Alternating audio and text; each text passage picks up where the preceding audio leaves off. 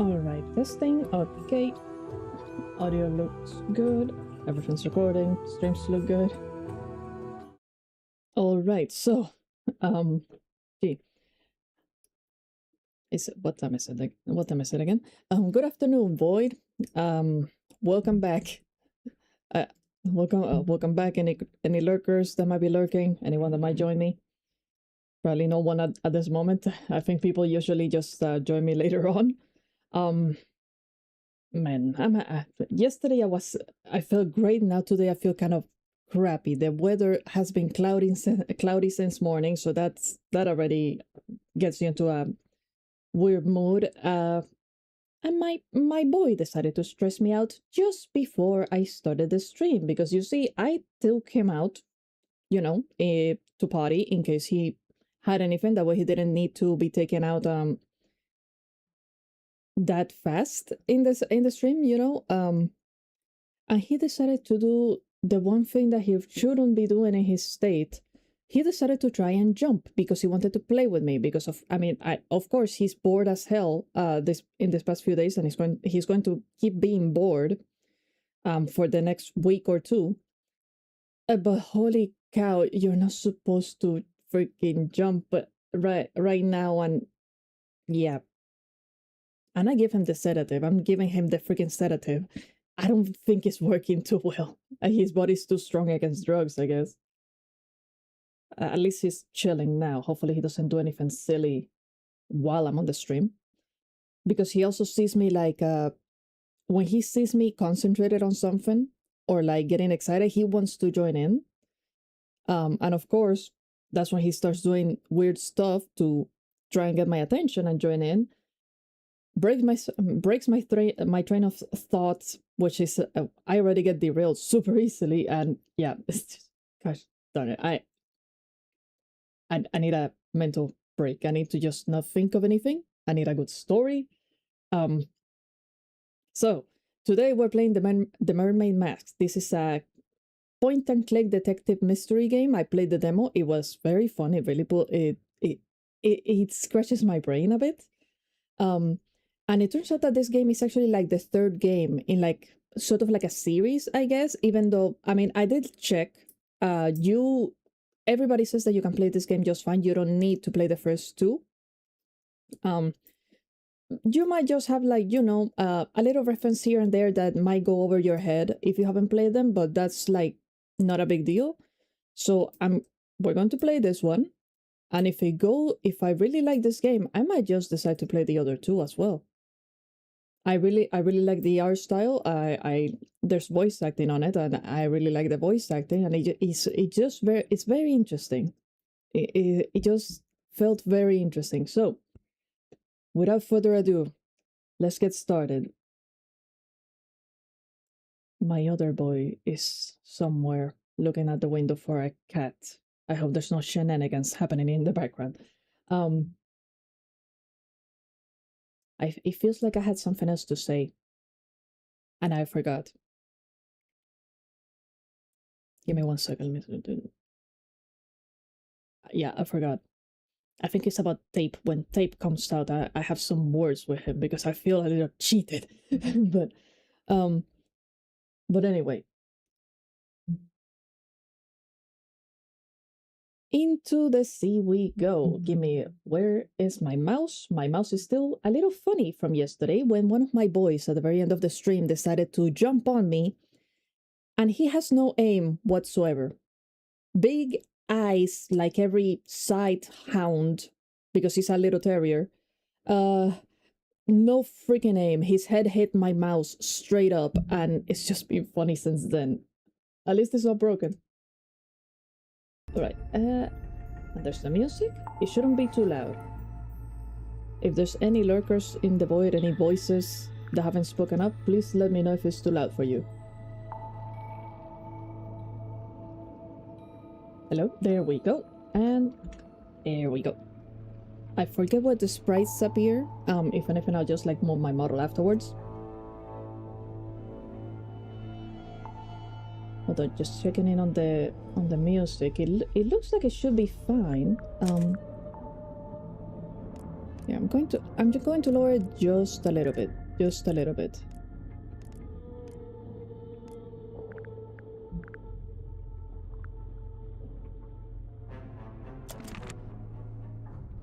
I think like that is it should be fine. Okay.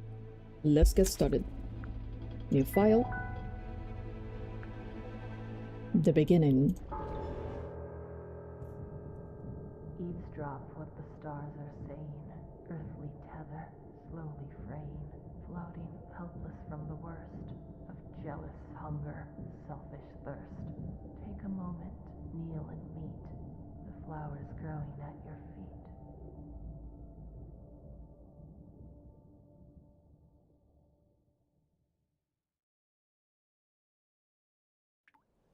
I hope that was not too low. That was so cool. Alright, wait. Huh? The Stone Top Inn. I'm sorry. I'm trying to like mess around with my headset. So I couldn't see the title for it. Alright, so let's get started. I already love the art. Lamps. Lamps. They've stopped giving out light and taken up dust collecting. That's also what I plan to do when I retire. Isn't that the dream?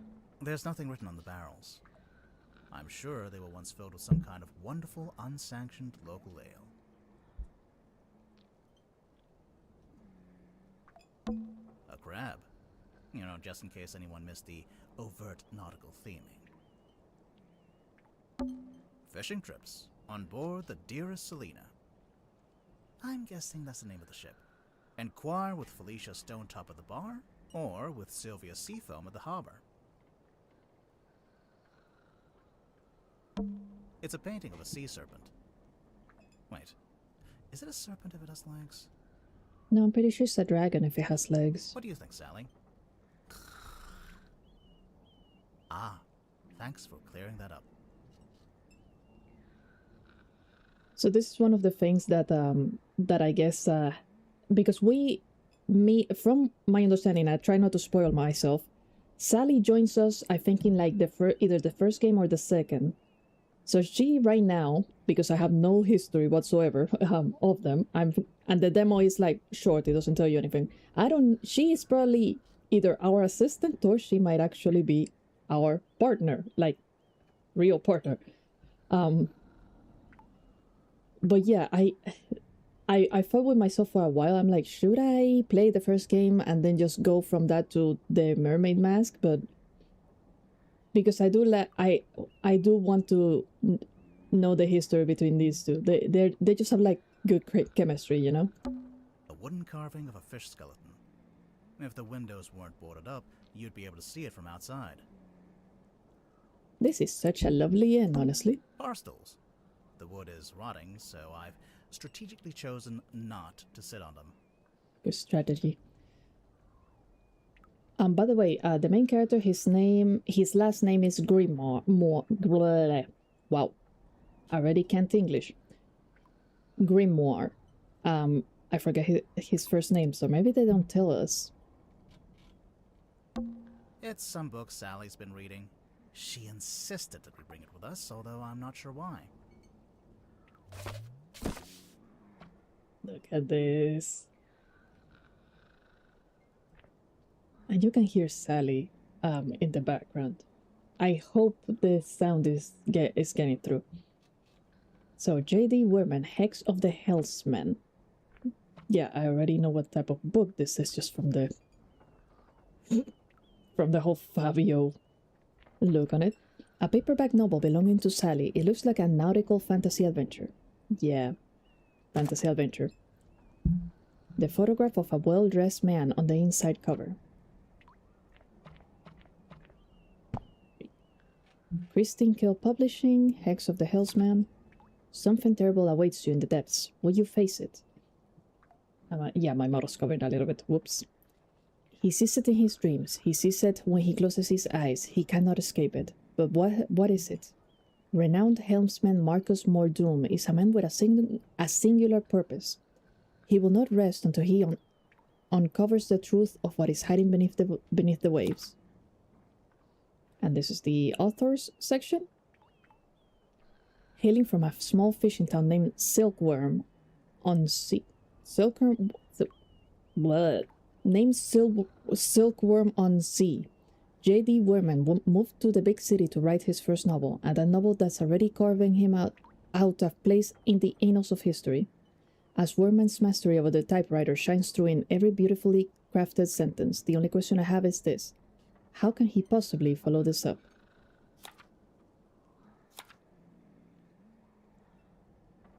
I wonder why Sally decided that this will help with this case specifically. For T.W. Ibis for imparting upon me what it is to love the art of writing. And that's just like the first chapter, and I don't know if this is going to be a hint. This was in the demo as well, and of course you don't get that far.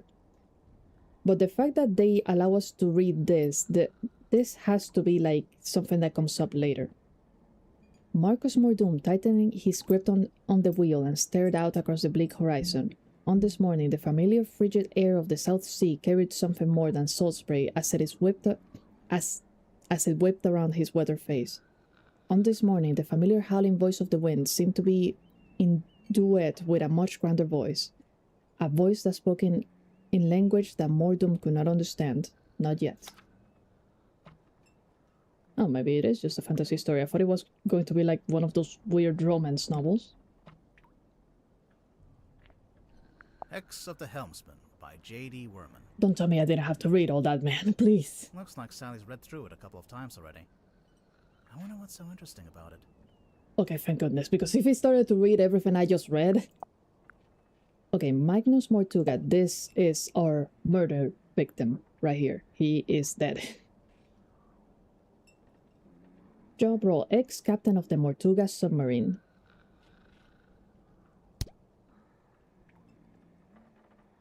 And here we have, I guess, I'm covering, hold on, can I move the model a bit? Yeah, you can see. So, this is probably like how close we are to solving the mystery of his murder. Alright, is there anything else that I need to check? Someone's done a pretty half-hearted job of boarding up the windows. Maybe they left in a hurry.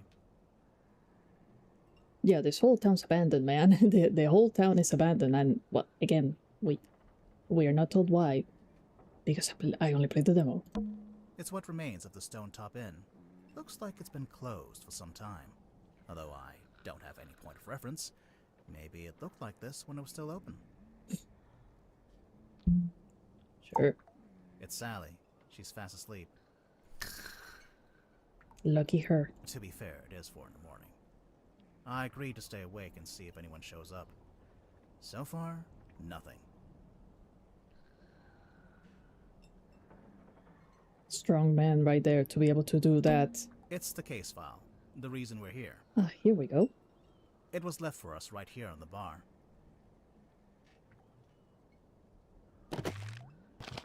The case file was just left for us. Okay, C4 Detective Grimoire. Yeah, just leave it in the abandoned inn. Why not? Nobody's going to touch it, of course. Okay, the case file. A rugged leather-bound folder. It was left on the bar in the Stone Top Inn. What the heck did this? There we go. There's a crime scene right there. Our victim. A single handwritten letter and 2 photographs. For Detective Grimoire. Here we go.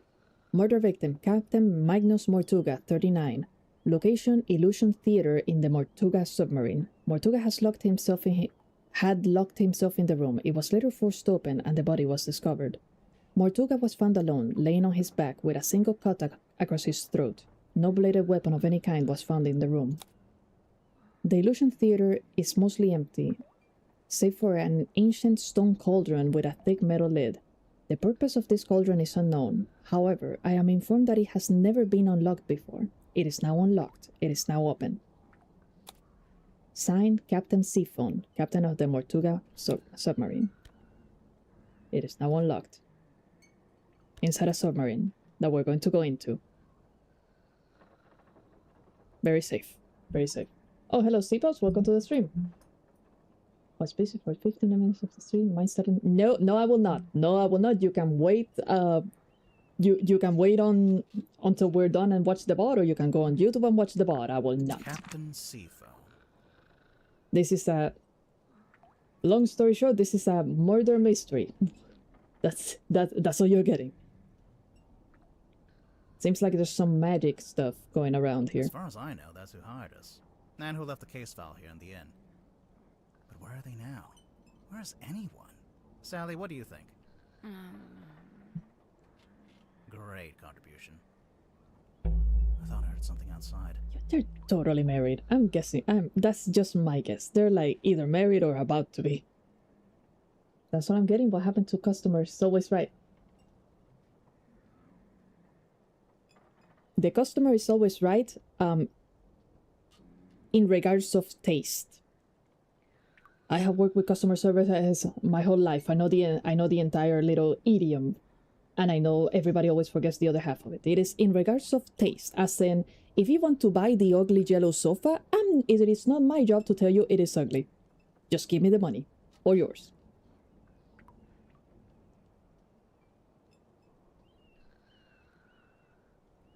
But hey, on the bright side, you won't have to hear my voice the entire stream. We have voice acting in this game. So there you go. There's your little customer service. Good game. Keep watching. Hello?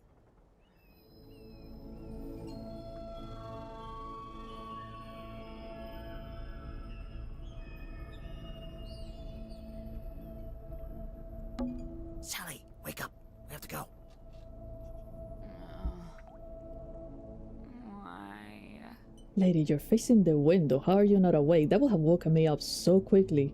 Because there's an eerie green light trying to lure us outside. By the way, see, how does the stream sound? Like, can you hear the voices and everything right? Or is it too low? I'm thinking it was mostly in regards to... Yep, it is in regards of taste.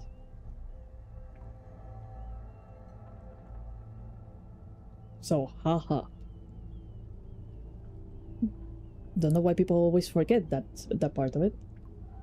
But yeah, if the sound is too low or something, please let me know, because this is just really good voice acting and pretty good music. So I don't want the stream to miss it. Oh, that's a pretty good reason. I'll get up. Good I morning. think it's time to go outside. To move around, use the map button in the bottom left. I think it's time to go move around. Yes, use I'm the map button in the just bottom. poking at her. She's still sleepy, man. Look at her. All right. The town of Silkworm on Sea. Oh, so this. Oh, okay. So this is the town of the author. That's interesting. I didn't notice that on the demo. Whoops. Town Square. A large stone statue on top of a fountain. It looks like a fisherman wrestling with some kind of dragon. The whole stream could maybe be a smidge louder. It says right here, the silkworm serpent. It can't be a serpent. It has legs. Right? Right? Okay, hold on. Hold on, where are my settings? Can I get to... There we go. Okay, so was it just the voices or the whole stream? Okay, so let me up this a little bit more then.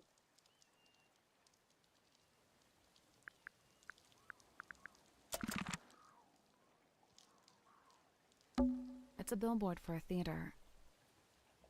Is that a little better or... Baroness Fortuna presents Fortuna Hall. Performing tonight, Waylon Wolf. Oh, tonight? Yeah, we didn't come all this way to go to the theater. Yeah, that's totally been there for Also, years. the sign is several years old. The Stone Top Inn. The best inn in Silkworm on Sea. All right, perfect. Thank you, Z. It's the only inn. And therefore the best. Another abandoned building. Mr. Grip's Emporium. What do you think they sell? Currently, nothing. There's an old lighthouse up on that rock. Can we go up to the top? Do you have permission from the lighthouse keeper? No. Then no. It's the stone top emblem, I guess. Looks like a snowman. It's not... Why would it be a snowman? Alright then, what is it? I think it's 3 stones stacked on top of each other. No. Oh, that actually does make more sense. It's a signpost. Lists a bunch of places in the town. Drummond Shipyard. Seafoam Harbor. Grip's Emporium, Stonetop Inn, the Silkworm Spectator.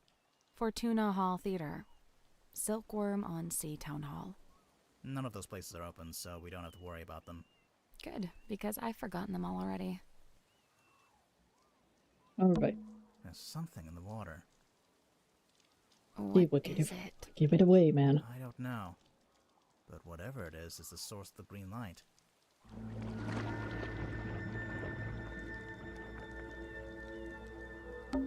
Is that? A submarine. I think I can see someone standing on the deck. Maybe we should go take a look. Let's go.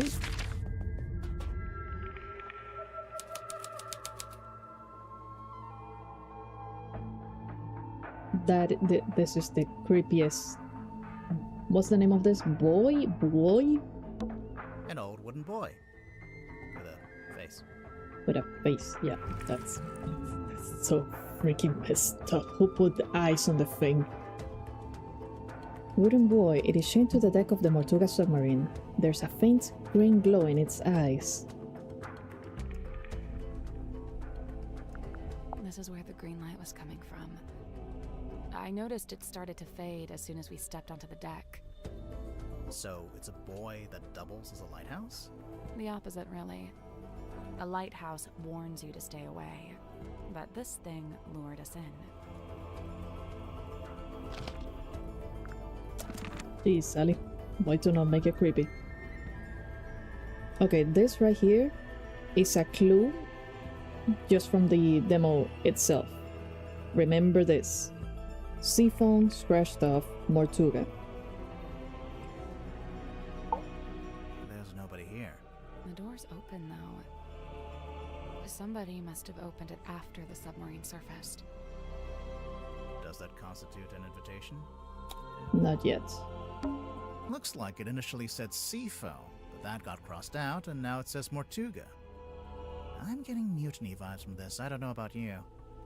It's the wrong way around. See, there's the hint. What? Take another look at the case file. Yeah, because the thing is, Mortuga was supposed to be the original captain. Seafoam is the captain that took over after he died, because, well, he's dead. But according to this, it seems like Seafoam was the first captain. Mortuga may have taken over.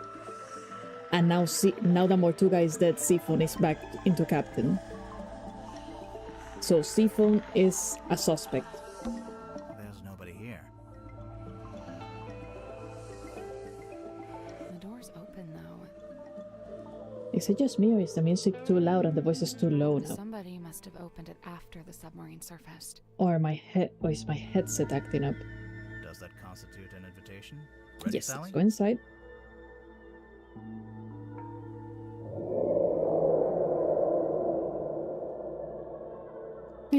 Not creepy at all. What did you say? Huh? I didn't understand what you said. I didn't say anything. Oh. Weird. Are you okay? Yeah. The music. Okay, so it's not just me. Okay. Hold on. Let me get to the settings again. Jeez, there's always something with the freaking sound in my streams in every single game. What's at the bottom of the ladder? I can't see. It's pitch black. Should we go back up? Wait, I think there's a lever. Thank you, Sally. 1 second. Okay, so the music. And let's have the ambience a little bit. Thus, the voice actor sounds very fun. Wow, I'm sorry. Hello, Tape. Welcome to the stream. Those guys, okay. This guy's voice actor sounds very familiar. Really, I don't think I have heard him before. Unless maybe you know someone important. Like, say, you know, Fizzy, the little bird VTuber that you told me in the last stream, but you forgot to tell me that she's essentially like a corpo VTuber, Tape. And that you're not just a fan, you have literally collabed with her. I feel lied to, Tape. I feel lied to. I check her out because of you. I see that she's on YouTube with only like 150 people for whatever reason. I'm like, oh wow, she's like a growing VTuber too. That's cool. No, I go in deeper and see what I freaking find. She's one of the founding streamers in Iriam, US, and that you have collab with her and other VTubers there. Are you even a piece of tape? Is this just a game to you? Oh, I'll give you the Discord. Maybe she might, if you want to play the game, maybe she can join you. Tape. I'm level 1, she's like, what, level 50? And that's just me not even checking her Iriam. I don't know why she only has 150 on YouTube. My guess is that she's probably has over 1,000 people watching her on Iriam. The betrayal, didn't expect that of Tape. The freaking lies, the betrayal. All over a bird game. Iriam is a pretty small platform. I mean, from the looks of it, it's pretty big, at least in Japan. It doesn't look like it's that big in the US because it just like started. It's like in beta.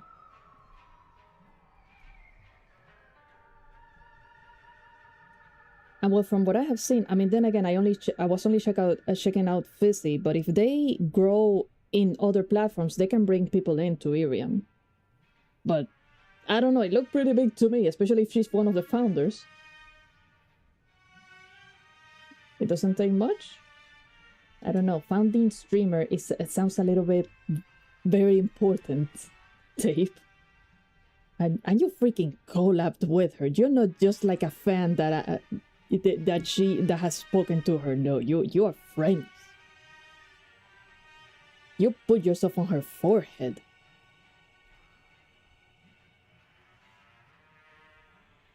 Sorry, getting some coffee. But yeah, she should like do more on YouTube or something. She looks like she's having fun on the collabs. Like, don't just stick to Iriam.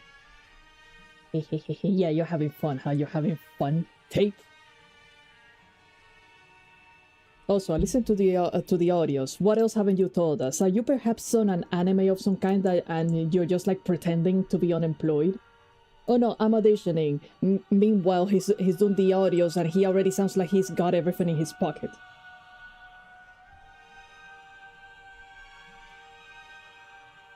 I'm auditioning.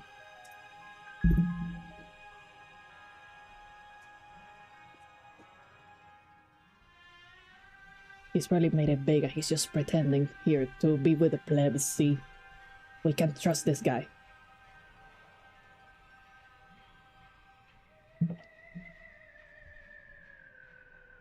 Not yet, yes. Because you do have a you do have a pretty. You're not an amateur, Tape. You're not an amateur. I listened to an audio. I didn't finish it because I get flustered way too easily. I don't know if you realize that you're not an amateur. Like you have really good voice acting skills. You have really good voice acting skills.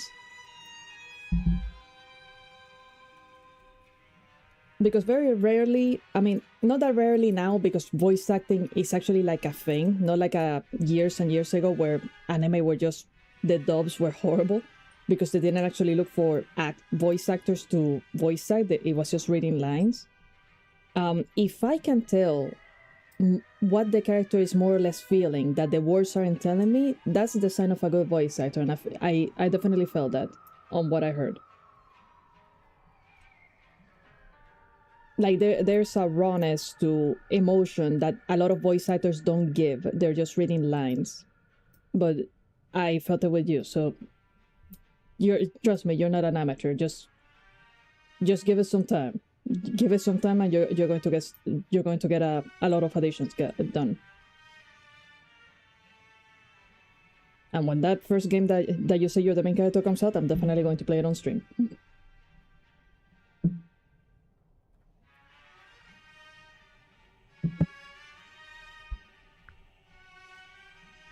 I'm still thinking about the birds though, because you said that humanity was extinct, so that has me a little bit curious about the funny bird game.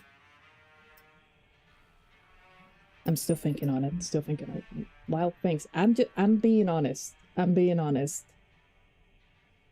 Because I have watched a lot of anime. I have listened to a lot of audios. I can easily tell you have it in you. You really have it in you. Nearly one thing. Well, yeah, I guess the main character is a human, right? But I don't know, that premise makes me curious about the game. And from the looks of it, and again, I didn't read too much because Google AI was trying to spoil me, I'm sure. Apparently, the game gets darker. So it's not just an otome game about the romance and that's it. If there's a deeper story to it, I might just play it. Because then it's not an otome game, it's just like a visual novel game in my eyes, and I don't know, it interests me. It interests me. So I'll see if maybe I can squeeze it in my schedule.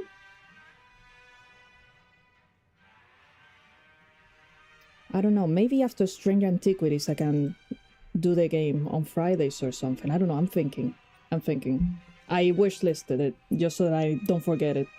It's on my Steam wishlist now. Sucks that it's not voice acted though. Where was I? What is that? That is a thing.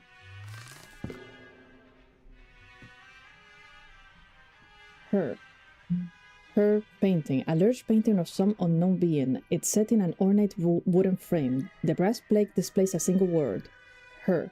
Unusually, it has been set directly onto the painting.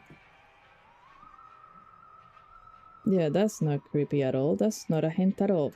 This is definitely a hint. That's stone tapping.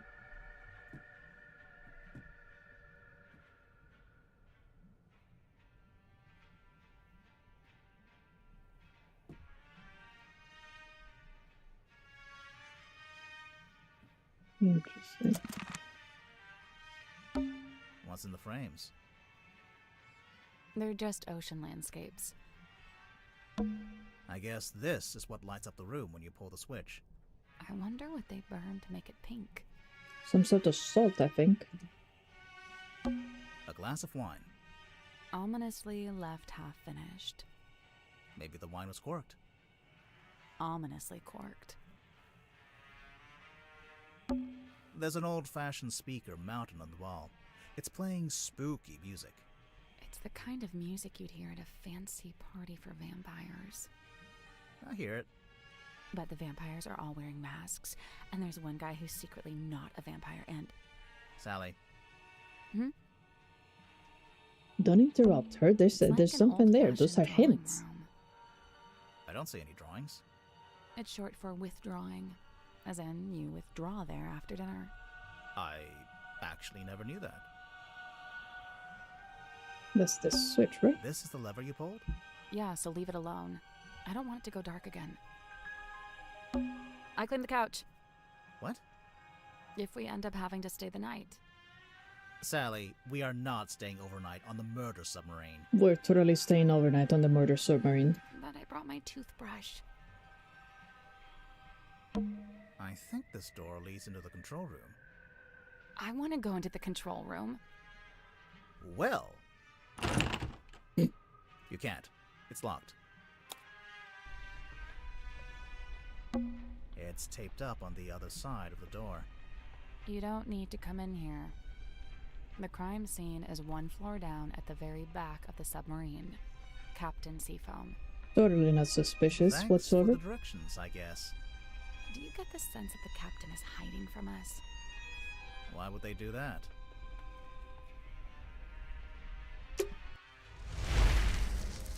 Because honestly, they're the first suspect.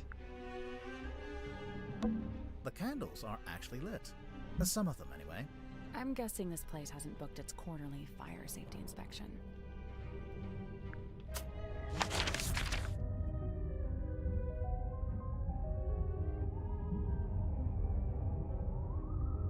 And this is a very weird looking submarine. If you see like the shadow, that's a very weird looking submarine. The mess hall. Playing cards. Looks like someone got dealt a bad hand. Oh, really? I have no idea, I just thought that would sound cool. Pufferfish lamp. A timeless classic.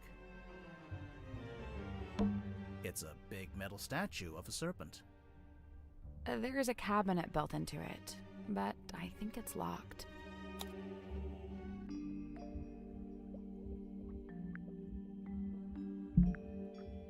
Why are you pointing at this? I can do this. I can do it. I did it on the demo. It's fine.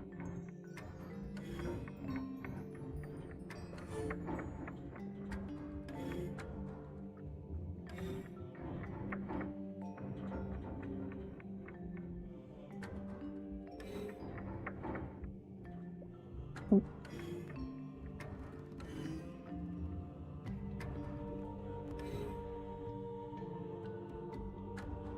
How did I...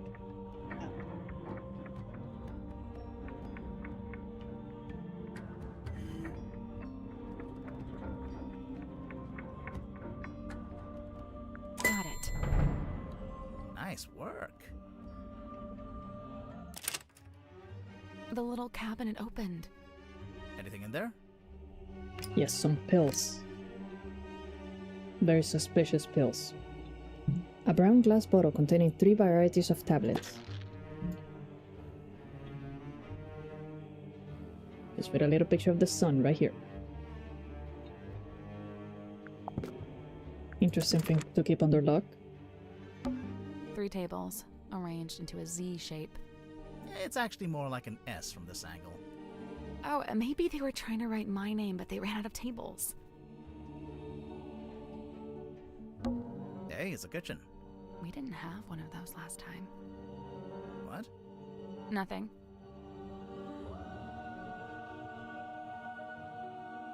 Okay, A is that a picture of a reference to fish. the other 2 games? Delightful. Okay, anything else that looks suspicious here? 3 tables, arranged. It's No, actually- already. Maybe they were... Already got it, already got it. Wait. Are these windows or lights? Both. It's a good idea, since you'd never get any natural light down here.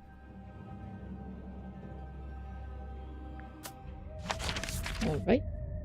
To the crime scene. The Illusion Theater. With very creepy music. There's a little broken bottle on the floor. I'm guessing Mortuga dropped this when he died. A bottle with the moon. A small glass bottle found smashed on found smashed on the floor in the Illusion Theater. The spilled purple liquid has a subtle botanical scent. The small paper label is marked with a simple picture of a moon.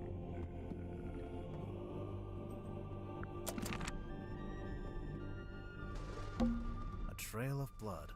Looks like it came from the wound in Mortuga's neck. And then it moved. It runs straight down the room towards the back of the submarine. No, it doesn't. Not immediately. It pulls out first, then changes its mind.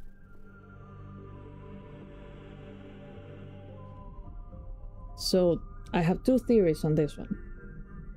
Either he died and then a moment later the submarine started going up, so it tilted downwards and that's why the blood is like that.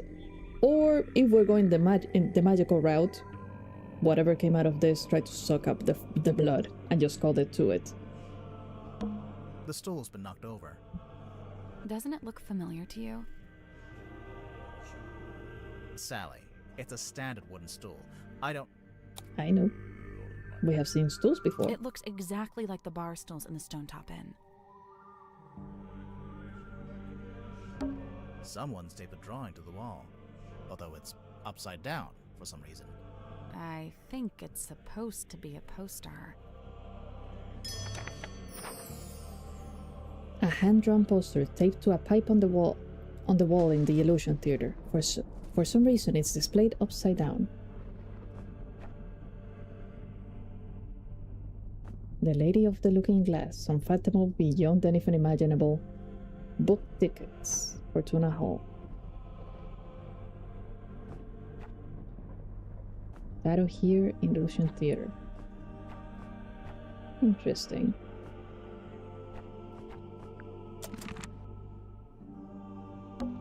This is the cauldron?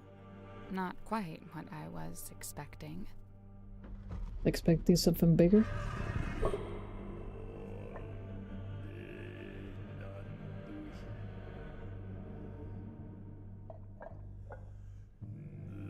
An ancient-looking stone cauldron. It was found in an illusion theater in front of Mortuga's body. The glittering interior of the cauldron is marked with several deep scratches. The exterior is spotted with algae and barnacles. They opened something they should not have opened. And they took the key. The case file said it had never been unlocked before.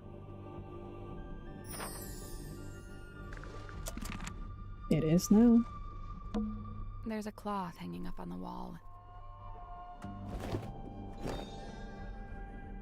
Sailcloth. A ragged square of thick sailcloth found hanging up on the wall in the illusion theater. Jeez, I'm out of it. The stargazing girl.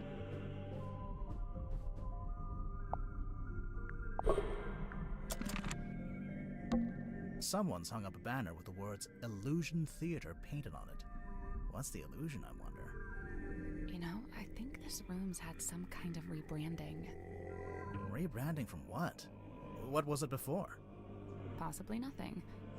A small room like this wouldn't normally have a name at all. It's a little window. It looks out into the endless, dark void of the ocean. Why did you phrase it like that? I don't know. It's a heavy bulkhead door. Seems like you lock it by turning that big wheel. There's actually a wheel on both sides of the door. So I could lock it or unlock it from either side. If you are strong enough, maybe. Ouch.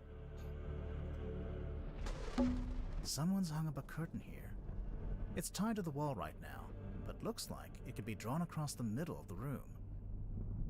Do they have a child here? No, like a theater curtain. Because this feels like a room where a child was playing around, like doing theater and such. Finally, something to justify the name of the room. No idea why they put the cauldron there then. Oh, all right, I didn't even touch it. This is where Magnus Mortuga died. The tape. It's just like the case file said. He landed on his back with the cauldron at his feet. He was killed by getting cut across the neck, right? Yeah, you can see that's where the blood came from. But there's no weapon, no knife or anything. Nothing. Except for this. This place gives me the creeps. Oh, That jeez. cauldron especially. I keep staring into it like I'm going to see something, but it really does seem to be empty. To quote from the case file, Mortuga had locked himself in the room. It was later forced open, and the body was discovered. So Mortuga was alone in a locked room. A very small locked room. There really isn't anywhere for a murderer to hide. I'm not so sure. I think there is a hiding place.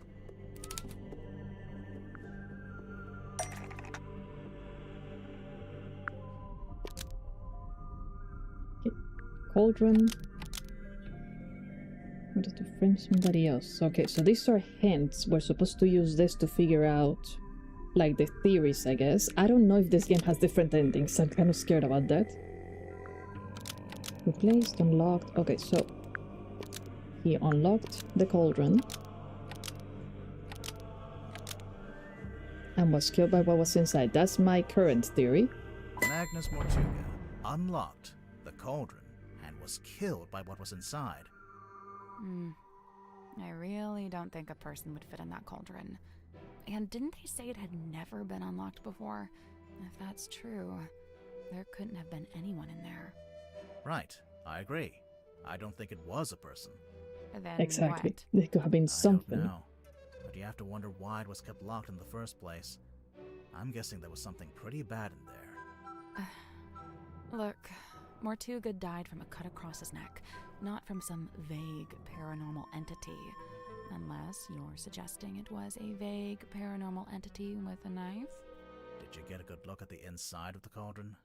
There was something I noticed. There's claw marks on it. Are we going to check the body? Because then again, they do say that it was just a single cut. These are 3. Where the heck is everybody? I noticed the scratches in the cauldron. What else can I notice? I noticed the cauldron inside the cauldron.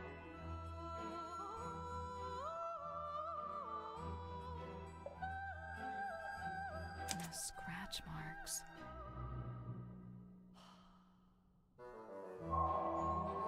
And so we begin. Chapter 1, The Curse in the Cauldron. That is a very weird looking submarine. I'll say it as many... What the heck is that tied to the... Is that a statue? Why? Captain, I have some questions about your submarine.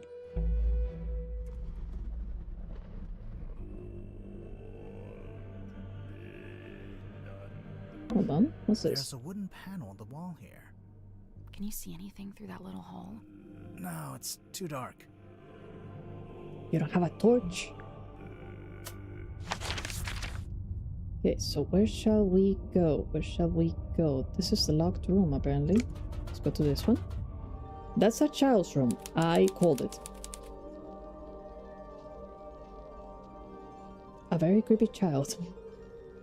Okay, what do we have? An eerie painting of a girl standing in the woods. It is just a painting, right? Sure. Sure. Maybe. No. Maybe. Not helping. Not helping, Sally. Is this thing just standing? A walking stick, standing up by itself. Ah, I think it's part of an illusion. What illusion? Invisible man, maybe? I don't see it. that's the point. The lamp fell over. Wow, you really are a detective. A page ripped out of a newspaper. Alright. Lady of the Looking Glass enchants audience. A single page from a newspaper found in the child's room. Catch of the day: mysterious sea serpents hauled ashore. Sally, are you honestly questioning weird supernatural stuff when there's supernatural creatures in this world? Just audience theater review by James Dusk, the young illusionist who goes by Symmetry Silk Moth, because why not, begins the show with her signature act in which she somehow holds parlance with her own reflection in a large antique mirror. The two symmetries, who seem to move independently of one another, speak upon their morbid anxieties and intrusive thoughts, which, it transpires, form the themes of the show at large. Even though I have my theories about how the trick is achieved, to a less cynical eye, it will present a thoroughly convincing spectacle. The mysterious Miss Silkmoth rounds off her performance with a surprisingly comedic set piece in which she attempts to communicate with her departed Uncle Gregory, who appears as an apparition within a crystal ball. However, it doesn't go to plan, and the audience laughs as Symmetry is put on hold in her disastrous attempt to telephone the afterlife. Overall, the show is a triumph, a brush with mysticism that stays with you long after the final blow. Okay, hold on. The music is still kind of weird for me. I don't know.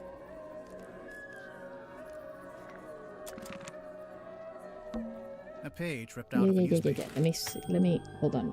I wanted to keep reading it. I just catch of the day, mysterious sea serpent.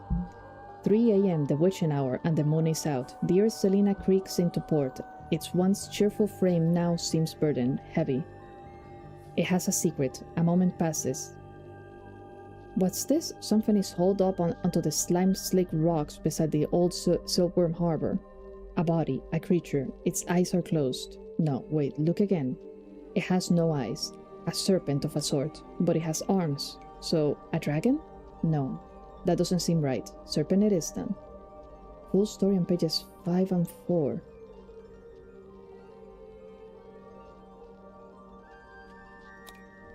Alright.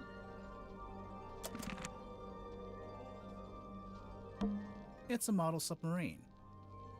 Calling it now, the sea serpent was in the cauldron, killed the guys, escaped and died in the ocean. I mean, that is a theory. That is a, I mean, hold on, do we have like a year where this happened? Because if it's on a newspaper, it should have happened before this. I think it's a doll's house. A page on, ripped out of a newspaper. Let me check again. Okay, yeah. The Silkworm Spectator, editor T.W. Ibis. Catch of the day, mysterious sea serpent hauled ashore, 3 a.m. Okay, maybe it's on the full story when this happened. It might be a hen though. And if it had no eyes, I think the painting... What's the painting? Could this be the sea serpent?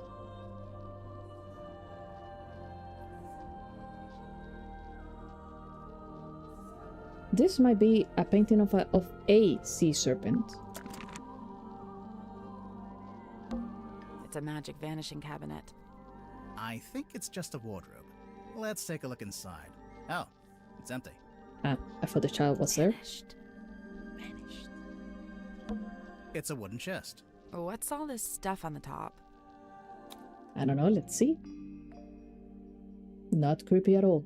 Drag the 6 cards and 4 glass lenses into the correct arrangement. Ooh, puzzle. The correct arrangement.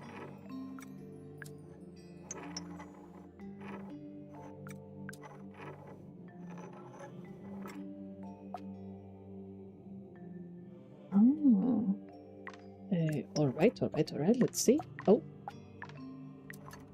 Jennifer and Margaret gaze jealously at Patricia, whose doll is neither too large nor too small.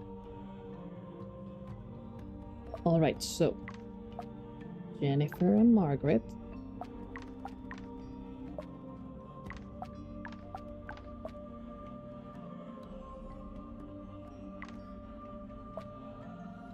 No, they're all about the same size, okay.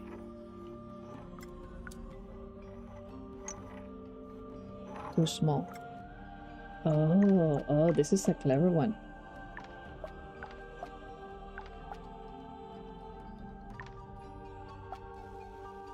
It's neither too small nor too... This is too small. Large. So what kind of large?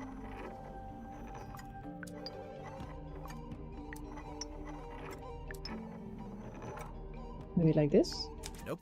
Darn First it. things first, we need to make sense of that clue written on the bottom. Right. Surely it's the key to knowing where to put everything else. Yes, I did though. I mean, they're supposed to be gazing, right? Jennifer and Margaret gaze jealously at Patricia, whose doll is neither too large nor too small, so it should be fine. One of these should be too small, the other one larger. Is there like a... Can I turn them over? No. So maybe it doesn't matter which one's Jennifer and which one's Patricia? That's not it. So, Darn it. 6 cards can be put in pairs to make 3 images of the same girl. Yes. And then the glass lenses change and warp those images. Yes. I know this, Sally. Now...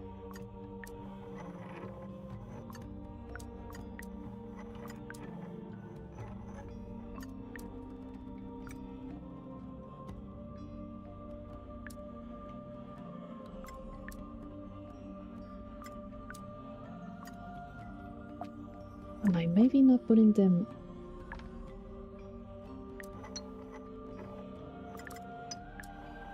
too small?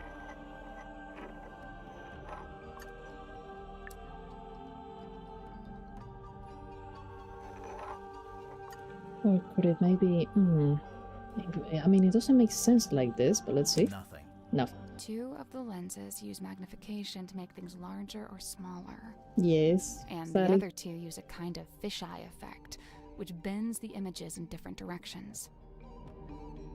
Oh, maybe... Okay. So it's the lenses? Is it the lenses?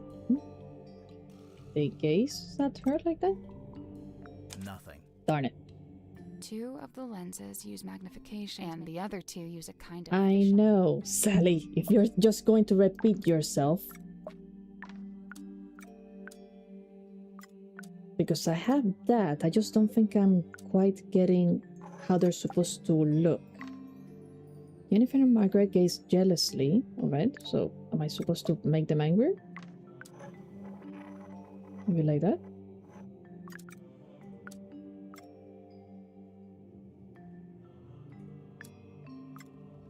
Nothing. Darn. 2 of the lenses use, and the other 2 use a kind of fisheye effect. Yes. Her doll is neither too large nor too small.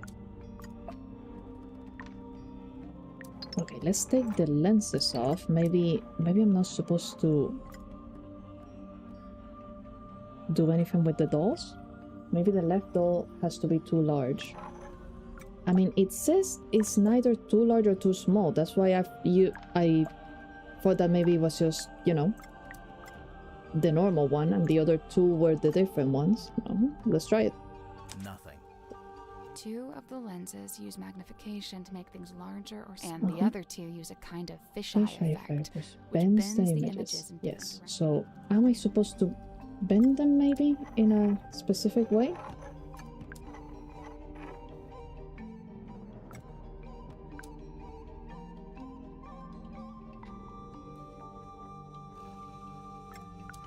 Here. Maybe... Whoops. Maybe I need to make it so that they're like facing the doll. Hey, I did it. I got it. I'm impressed. Oh, thank you, Sally. It took me a while. It opened. What's in there? Okay, it's a glass. Okay. For a second, I'm like, is that a real eye? A strange glass eye found in the child's room. It smells musty and unpleasant. Why would you smell this? Oh. No. Go back. What's this? What's this? See. Can I not interact with it?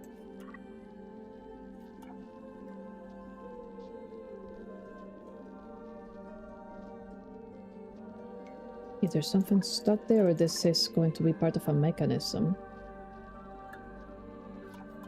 What's this? Alright. Is this your card? No. Hold on. Did the child thing just blink, or was it just like... Aw.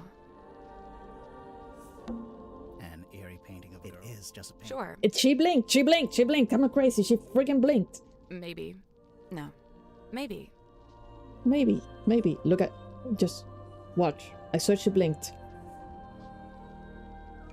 She blinked! And are these people not realizing A this? set of wooden drawers. The picture's blinking, Grimoire. No, you're just great. There's blinking. Look. See, it blinked just now. Magician boxes. They really don't realize that she's blinking at you. An eerie painting. It is just a painting. Sure. Maybe. No. Maybe. They really don't realize that she's blinking at them. And we have no nucleus. Alright, so I guess that we're just ignoring the blinking painting. Fine, fine, fine. Let's go exploring some more. Oh.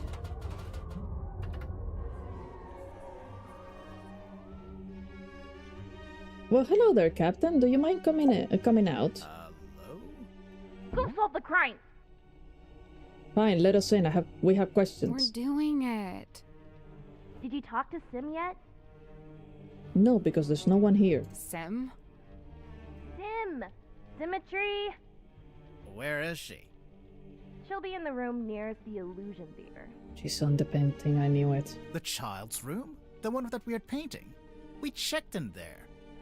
Yeah, no, there's no weird painting in that room. Just a weird girl. See, I told you. Tell her to knock it off and start taking this seriously. Why do you have a child in a submarine? I knew it. No, wait, hold on. Hold on. Can you come out? Hello? Go solve the crime! We're doing Did it. you talk to Sim? Sim? Okay, Sim! these Where guys is are she? She'll be in It's the the room. same child. thing. Shit, These guys yeah, are way tell her to too knock I it off. knew it. these guys are way too easy going about this. That's our first suspect right there. Alas, I am outwitted. My paltry facade undone. I mean, yeah, I could see you blinking. We could hear you breathing a little bit too. Sorry. Bound are we by limitation of the flesh. Why didn't they say anything? Symmetry, is that right? Symmetry silk moth, illusionist. And you? Are you not detectives both? In service to the captain? Pretty much, yeah. Pretty And much. should thou find me guilty, what punishment awaits? We don't really plan that far ahead, to be honest. Will we find you guilty? My heart is burdened heavy, true, but not from murderer's guilt. Okay, glad to hear it. Technically, she just said she isn't feeling guilty. She didn't say she wasn't guilty. True. Man, I love the art. I just checked. Yes, that is the voice actor from the crappy 2006 Flash game. Can't believe I recognize him. Well, I guess he's come along really far in life. Okay, first encounter yourself the Tortuga submarine. Ask about the basics. Okay, so we're questioning her finally. This has a check. So you're an illusionist. What kind of tricks do you do? My magic act is theatre-born and played upon a stage. Oh, like with big props? Smoke and mirrors kind of stuff? Smoke and mirror, crate and cage, doors and doubles both. How long have you been doing it? Since approximate 12. I'm now approximate 18. Approximate? My sum of years I cannot say. Time hath kept no count. Oh, okay. Do you only do big Okay. stage magic? You don't, by any chance, do any close-up stuff? Grimoire, she's not here to perform for you. Cast thine eyes upon this card. On its back an image clear, a duck or rabbit's form. Think hard and choose with steady mind, and I'll predict the course of fate. The course of fate, huh? Alright. Duck or rabbit. Okay, that's like the little illusion thing, like the little image that upside down looks like a rabbit, the other side up is a duck. What are you? Okay. Okay, I'm Rabbit? thinking about it. That's the trick. Sorry, but this is like the most basic optical illusion. There'll be a drawing that looks like a duck or a rabbit, depending on how you interpret it. I love this woman. What? What does it say? That's the trick. Sorry, but this is like the most basic optical illusion. There'll be a drawing. Okay, I get it. Very good. Well done. Cool. That okay. Cool. The game decided to read minds. I see. Okay. Okay, the Tortuga Is this your submarine. bedroom? My chamber's shared with Cynthia Fair. Take a left down the hall. Oh, so this room is, what exactly? My place of toil. What are you toiling on? Many a thing, all a manner of things. Keeping busy, huh? I must remain of some use, lest I should become useless. What would happen then? Surely I'll be tossed into the sea, where I will promptly perish.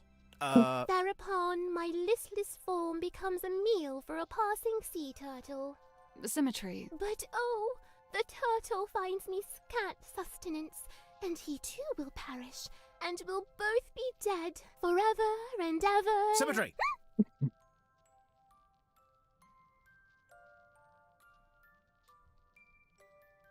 What is she doing in a submarine? Okay, where were you the night of the murder? Scene opens. Oh, Submarine interior. Symmetry lies awake in bed. We're really doing it like this. Yes. She is restless, wrought with guilt. Guilt about what? A sudden movement of the submarine wakes Cynthia. Oh. Cynthia, noticing Symmetry. Oh, you were already awake. What is wrong? The two young women briefly talk to one another. Not gonna give us that bit? Cynthia, getting up. Oh, I must go and inspect the control room. Exit Cynthia. Symmetry lays in bed a little longer. Symmetry, getting up. Oh, I must return to the Illusion Theatre. I cannot bear it. Return? The Illusion Theatre. The door is She already found him. open. Symmetry Oh, no, she did sees not. Captain Mortuga laying dead on the ground. She screams. She also sees a large face passing by the window. What? A face outside the submarine. Enter Dansum and Worman. Dansum. Oh, my dude, this is crazy. Worman says nothing. Enter Madame Tadpole. In her wake, Mr. Grip, Cynthia, and Mariana. And after a short while, Dr. Zephyr. Madame Tadpole taking charge. Oh, which one of you is the murderer? Tell me now so that ye may be punished appropriately. Yeah, that I'm sure works. That's exactly what she said. Exit Cynthia and Symmetry. Cynthia, visibly nervous. Oh, but who will become captain now? Symmetry, pondering. Oh, do you think Mortuga wrote a will? Not a bad question. The two young women attempt Suspicious. to enter the captain's cabin, but the door is locked. They decide to visit the control room instead. Cynthia is now moving with urgency, and Symmetry is lagging behind. Cynthia emerges from the control room. She is holding several sheets of paper and the captain's logbook. Cynthia goes down the ladder. Symmetry follows behind. Outside Worman's bunk room, Symmetry noticing a piece of paper on the ground. Oh, surely this was dropped by Worman, as it is from his typewriter. I shall return it to whence it came. She places the paper back into the typewriter. Symmetry returns to her bedroom. Scene ends. Okay, so the door was already open when she found the captain. But the report said that it was forced open. And I'm guessing Cynthia is... her full name is Cynthia Seafoam. And she's still my main suspect. Like, your captain is dead and your first question is, who's going to be captain now? We need to talk to Cynthia. She seems interesting. Can we keep her? I mean... she's a really interesting character. I'm pretty sure she will prefer to stay on the submarine. Okay, suspicion. There's nothing here. Ask about suspects. Also, we need that piece of paper, because that is not Werman's piece of paper. Like jagged face of coastal cliff, cut coarse by storms and swells of life long spent. Sleep a scant solace, bedeviled by a dream dug deep in folds of ever-furrowed brow. His broad form stood, once ox-strong and stout, now more malediction than man. Doomed to dwell down in the dark, the once light of a life once lived, now too luminous to look upon. Magnus Mortuga, number 1, the turning wheel. Okay, what does that mean? The turning wheel, meeting your destiny, taking control, change of fate. The turning wheel. I have no idea how tarot cards work.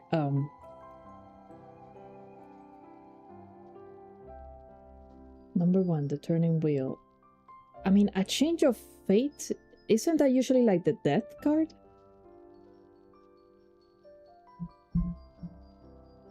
Number 1, the turning wheel. Taking control? Taking control?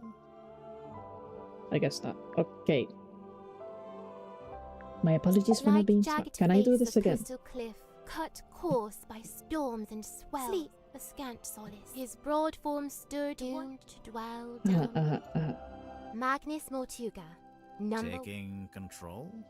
Oh no, the choice stays. Oh, that's interesting. So I can't even try again, huh? You look kind of pale. Are you getting enough to eat? Alas, by flesh That's and a no. frame and bone and blood I set but little store. Yeah, that's what I thought. So what do you set store by? Oh, like, what are my interests? Yeah. Enwrapped, enthralled, of cloth-in dolls, of effigies, of twins, Okay, sure. Twins. of glass and gleam, of mirrored eyes, of phantoms falsely cast. Fine. Mirrors, okay. Oh! Of what if aught doth lay beyond this fleeting form of flesh? Huh. Symmetry Silk Moth, number 4, the unblinking eye. The Magnus Archives again. Resolve fear obsession.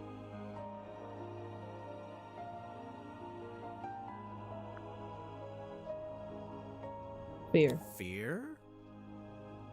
She says nothing. Great. I'm sticking to fear though. The man's writing down her interest like it's a McDonald's order. I hope he's writing it down because it feels like I should. I mean, she is a suspect. She still hasn't told us why she feels guilty. Ask about the clues. Is Care this to yours? explain what this is? Nay, You know what it is? I. I'm not sure if that was a pun or not. Where'd you Both. find it? In the parlor, on the floor. So someone dropped it? So Okay. it would seem. In the parlor on the floor, right? Oh, we can ask her about all of this? Alright, this yours? You drew the sim? I did. And you hung it up on the wall? In the Illusion Theater? I fully meant to take it down, but never had the chance. What is it exactly? Imprudent plans gone swift astray. Plans for a new magic act? Why'd you hang it upside down? Upside down? Yeah, I thought maybe it was part of some kind of trick or an illusion. I didn't hang it upside down. I hung it right side up. Really? So it fell over and someone just stuck it back into place before leaving. What is it? I do not know and dare not guess. Ah, come on. One little guess. It's not my place to muse upon the things in Chamber Dream. Alright, what about these? Why would someone bring along a bottled form of sun? Sunlight's good for you. Vitamin D, I guess. What does it do? All kinds of stuff. If you don't get enough, it makes you sad. You know how people tend to be happier in summer and sadder in winter? Silkworm sun is scantly seen, even in a summer sky. I swear, sometimes she just gets lucky with the alliteration. So these are vitamin D? These are like vitamins? Why are there 3 of them? Okay, do you know I about find it this? hard to look away. Her flicker flame doth draw me in, and I am merest moth. What is it? Some kind of monster from the bottom of the ocean? No, not of the sea. She's of an even darker place. Great, we have Cthulhu. The fate awaiting guilty hearts once they are condemned. What? Eh? You get turned into a weird little wooden goblin head? Nay, bound in chains upon the deck and pulled along beside the ship. Oh, jeez. Does that happen She's often? not serious. She's not? I don't think. I don't think. She's not going to know anything about the case file and such, I don't think. This cauldron to Mortuga held deep worth, it seemed to me. When speaking of its somber form, his words were most severe. What did he say about it? Lay not thy hand upon its lid, lest thou be bound to ceaseless sorrow. Is that a direct quote? Okay, what about this? What's this? How should I know? I clicked. It was hung up on the wall in the Illusion Theater. So? So, we thought maybe you were the stargazing girl. I am Symmetry Silk Moth. Yeah, I know. I'm not contesting that. Never mind. She's totally hiding something.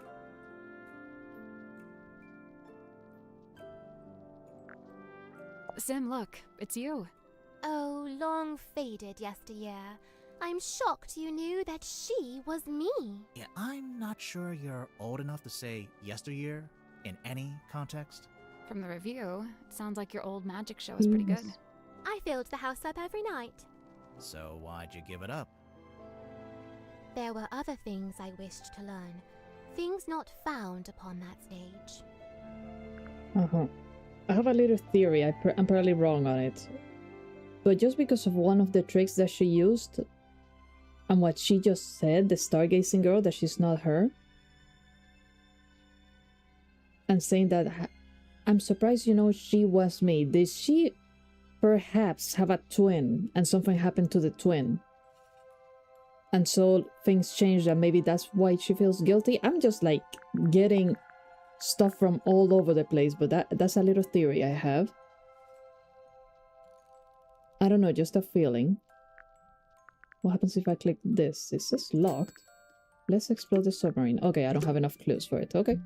And she's just back behind the thing. Okay. Alright, let's check the typewriter. What did she find? The bunk room. Oh, hello, sir. Do you happen to have a... Two sirs. Is that a tuxedo? It is. You never know when you might have to go to a fancy party. What's this in the front pocket? It's a cell phone. Just taking it all... What the guy said there, huh? It's locked. What do you Yep. mean it's locked? How can a phone be locked? Alright, sirs, don't mind me. Drag the tiles into the correct slots. B-A... Oh, this is an interesting one.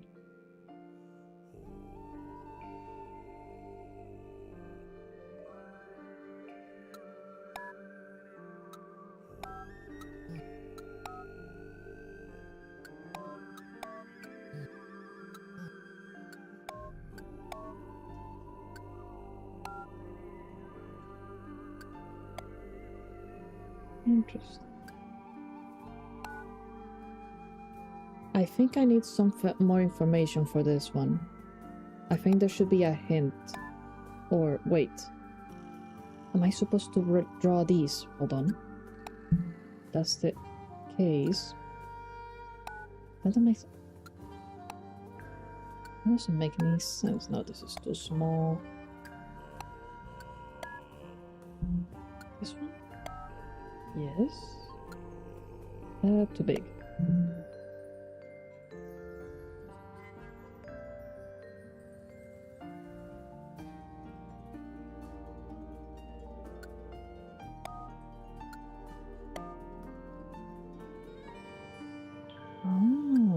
Oh, that's clever. That's clever.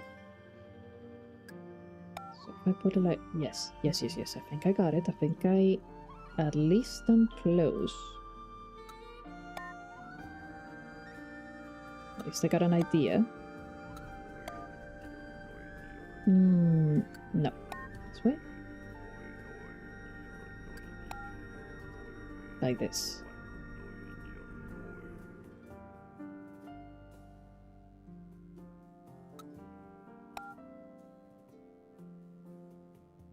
And then...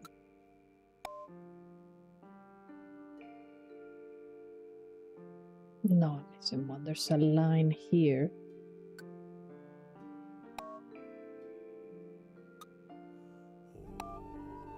Yes? No.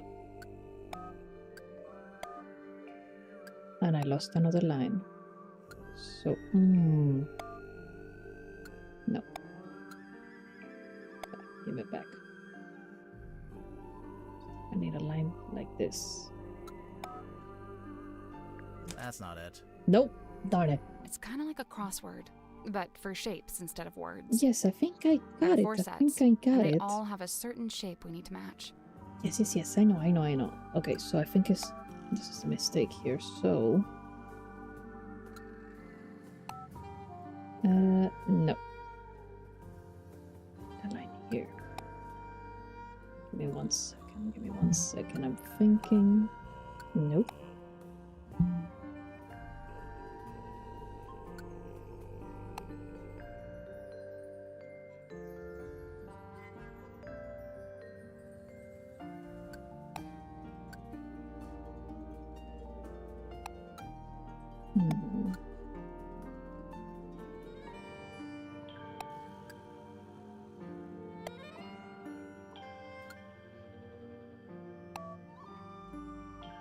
Okay. So need like this. I guess that's wrong. Darn it. The stats labeled B, C, and D are separate, but A overlaps with all of them. Yes. So the solution to A has to agree with B, C, and D. Yes. Okay, so it's this one then. Go. Got it. Nice. It's unlocked. So now we can look at it? In front of the guys. Alright, so what do you have? Very small font. M8M. Is this Magnus's Mortu? Is this the captain's phone? Cell phone with a lid that flips open. It was found in the pocket of a tuxedo in the bunk room. It turns on, but there's no signal, and the battery could do with charging. Great. Welcome, Dirk. Oh, this is Dirk's. Alright. Oh. From Big Reel Studios, the offer's still on the table. 500k with no multi-picture deal. Sci-fi, lasers, explosions is gonna be big. Call me, Steve. Hi Dirk, my name is Jimmy. I am a big fan. I have lots of ideas for movies you could do and you can use them for free, but please put me in the credits, okay? Thanks. Hey Danson, from Julie. What did you run off to? They say you went on a work trip. What the fuck? Thanks for inviting me. Steve admitted he emailed you again. This is a reminder you're not free to take his offer. All in good time. Martian Mims. We have a lot of actors on this submarine. Accountant Polly, Agent Marsha, Big Real Steven. 2 calls outgoing. Van de Peer, he's still struggling. He keeps writing. This is a text he sent. He keeps writing the first chapter over and over. I'll let you know if there's any progress. Remember, we need several new characters. Lots of action. Tell him to go big with the drama. What are these guys doing in a submarine? He's writing something. I don't think he is going very well. He seems really easily distracted.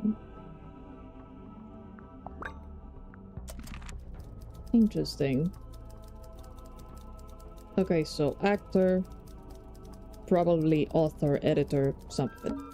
A bunch of discarded paper. There's something typed on it. Yeah, but I can barely make sense of it. Kinda looks like an attempt at the first chapter of a story. It's some kind of doll. Sally, no. It's a collectible action figure. Don't open it. Same thing. It's an expensive doll, Sally. Marcus Mordoom. That's from her book. Toy box, The Devil of the Deep. Okay, it's a series of boxes. An action figure still in its original packaging. It was proudly displayed in the bunk room. He sees it in his nightmares. He won't rest until he discovers. Okay, yes, this is from her novel.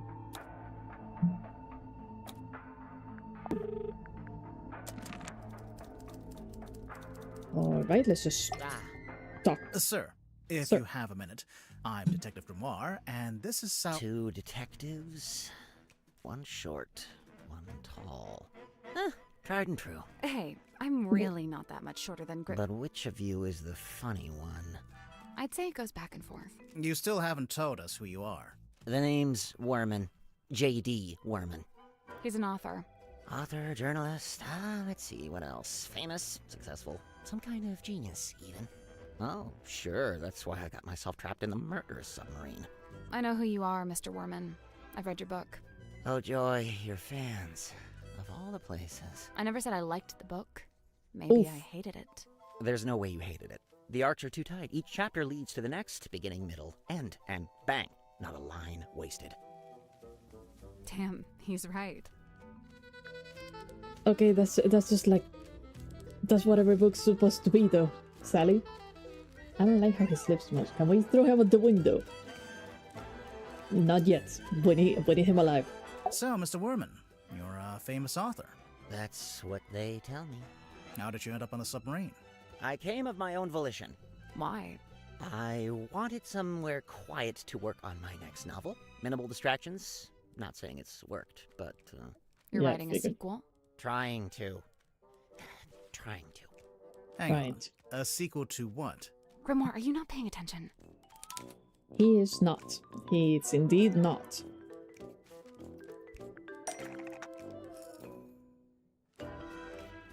A submarine. I mean, then again, if the main character is supposed to try and find, like, something in the deep, it makes sense to look for inspiration there, I suppose. Ah, there she is. Benefactor and burden both. Sally, how did you know to bring the book with you? Because Mr. Worman's local to the area. It says so right here. Hailing from a small fishing town named Silkworm-on-Sea, J.D. Worman moved to the big city to write his first novel. My publisher wrote that. It's quite true, but she made it sound so saccharine. So you're from the town, you moved away, and then you came back. Now, see, you've gone too far in the other direction. That's too utilitarian. I get going back to your hometown for peace and quiet, but then to end up on the submarine. How did you even find out about it? Did you already know Mortuga? Oh, I knew of him. He's a figure of some infamy, submarine included. In fact, it was good to finally put a face to the name after all these years. Oh?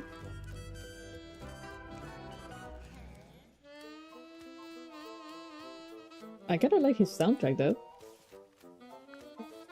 So, how'd you like living on the Mortuga submarine? I will say, as a writer, it's a boon to be aboard this thing.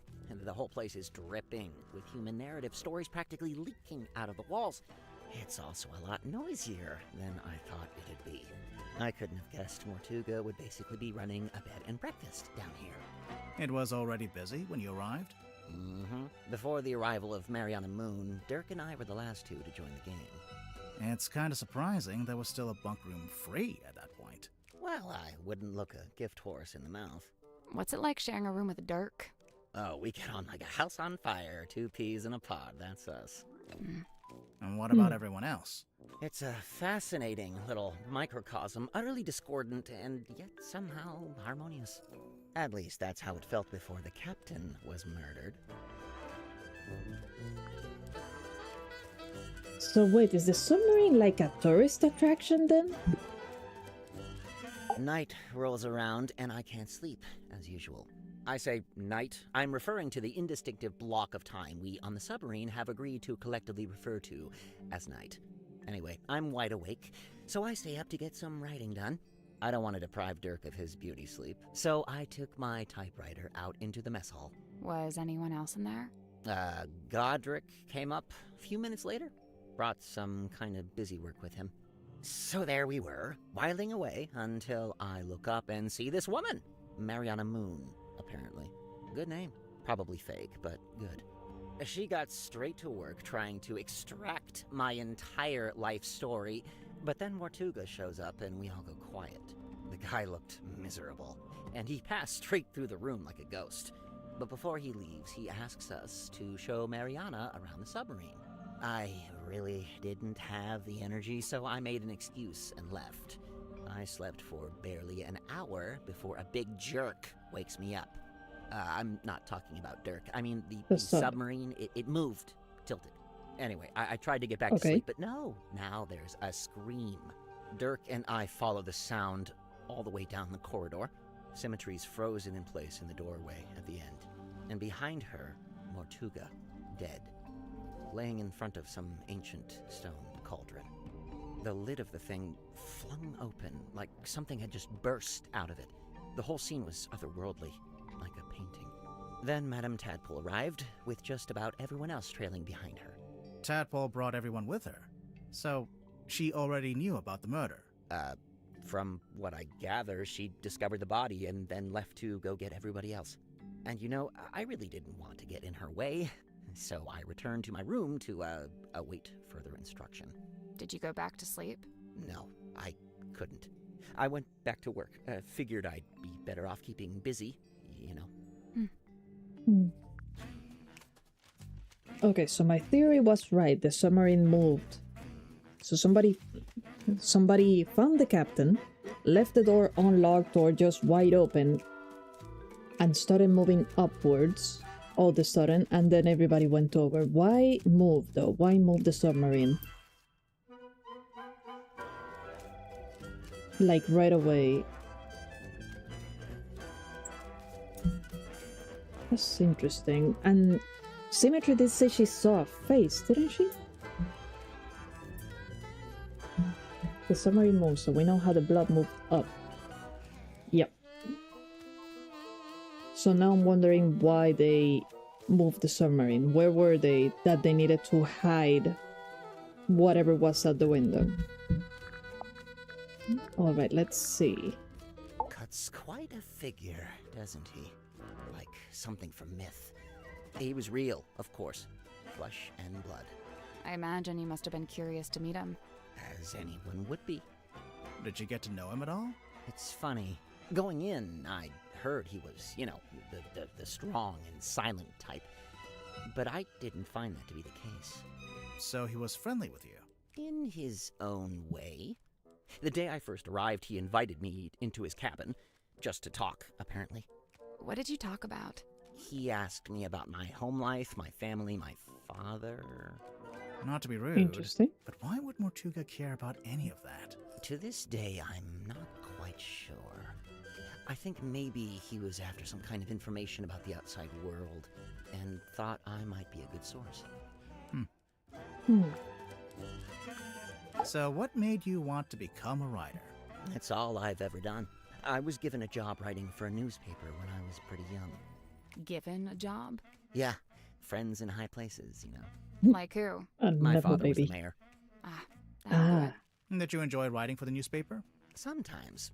Other times it was painfully dull. I've got a tendency to lean towards hyperbole, and the everyday goings-on in Silkworm weren't always enough to satiate me. For every rumor of a cursed man disappearing into the ocean, you'd have 10 elderly couple file complaint over garbage collection. Rumor of a cursed man? Wait, you wrote an article about Mortuga? Oh no, I quit before that. I left town and went off to the city to be an author. And the result? Hex of the Helmsman. 50 national bestseller lists. As we speak, it's being translated into 5, 6, 7, 8 more languages. Jeez. Must be nice. Your first book, and it's a big hit. I'm not complaining. I can see Yeah, why you you'd better be not writing a complain. sequel. I really don't have a choice, do I? This is how things go. If you get a success, you have to keep it going. Yes, and you have a big success right there. Jeez, getting your work translated. Do you know how many works I would love to have an official translation? And instead I'm stuck with like fan translations until that happens. Sim tells me she's halfway through reading Helmsman. Is He's she a big enjoying guy. it? No idea. She was just asking what research I'd done into hexes and curses, and was rather disappointed when I told her I just made it up. I guess Sim's into that kind of stuff. I thought she was supposed to be an illusionist. Oh yeah, she was asking about that too. What do you mean? She wanted to know what I liked about her old magic show, the one she had in the theater. You saw her old show. Yeah, it was pretty good. And from what I gather, she's been developing a new act and wanted some feedback, you know, to get some direction. I know what it's like to make a follow-up to something people liked. It can be daunting. Okay, that little look he just gave, that was a wall break right there. Breaking the fourth wall.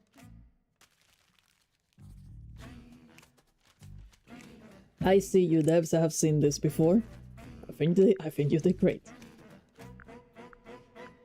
My theory on Symmetry having a twin remains. Because I think that, and it would be funny if I was wrong, I think that was a little hint. If her twin was the big star and she was just the assistant before, and something happened to her twin, now she's stuck. Because she wants to keep going, but she can't. Because she wasn't like the mind of the show. Let's see, ask about the clues. What should I ask him about? Do you know about the painting? Have you ever seen this painting before? Before the submarine, I mean. Yeah, it used to hang in the Stone Top Inn for a little while, at Oh? least. Really? Seems like it would scare away all the customers. Nah, old sailor types love stuff like this. It's a conversation piece, isn't it?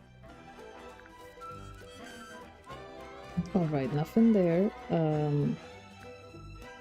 Can you explain this? I tried asking Mortuga what this was. No luck? He just said it was something he'd picked up on his travels. Picked up where? Floating somewhere in the middle of the ocean? Yeah. I assume so. Interesting. If Symmetry had a twin, would the twin's name be Asymmetry? I don't think Symmetry is her real name in the first place, honestly. It's a strong image. The ancient cauldron opened for the very first time. It can't be the very first time. Someone must have opened it before. Semantics. So, what do you Semantics. think was inside? Does it matter? I'm pretty sure Yes. it does. It might explain how or why Mortuga died. True. The murder weapon, maybe? Like a knife? Sure, why not? It would explain the scratches on the inside, after all. I guess. Not really.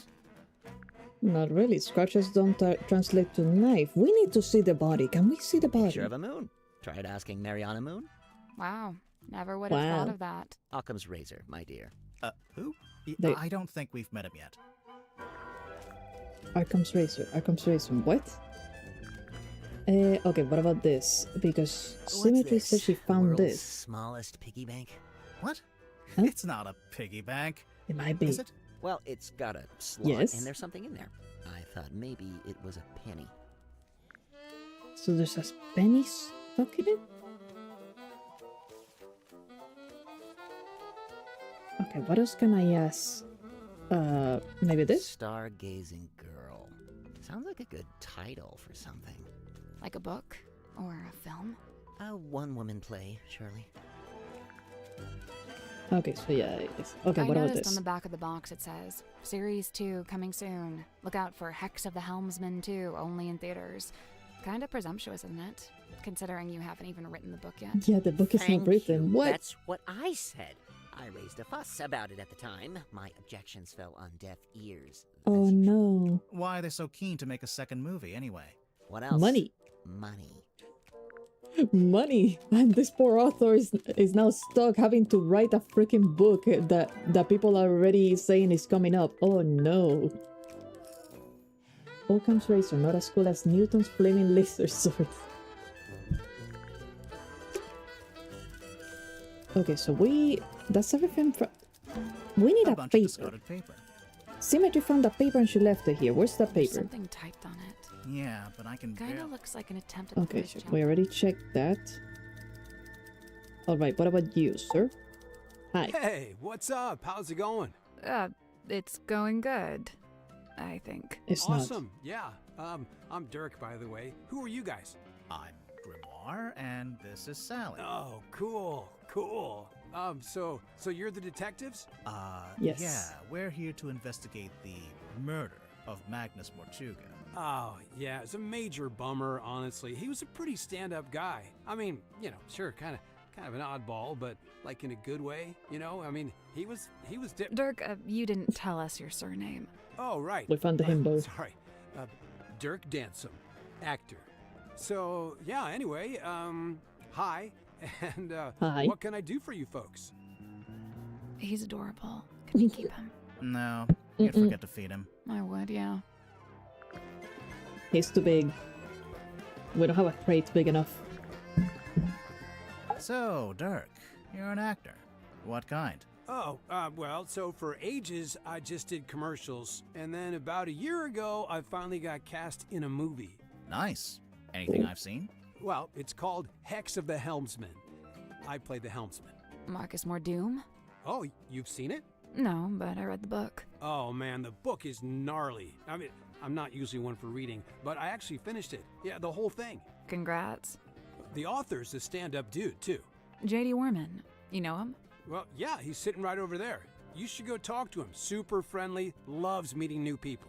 I bet. Sure, Was your movie a he does. success, Dirk? Yeah, man, it's making megabucks. Are you going to make a sequel? Well, they want to move on that ASAP, but, we're not ready to start filming yet. And Because what? there's no book. You're taking your vacation on a submarine while you wait? No, I'm just tagging along here with Worman. Yeah, he wanted to take a trip out here, and I figured, the more the merrier.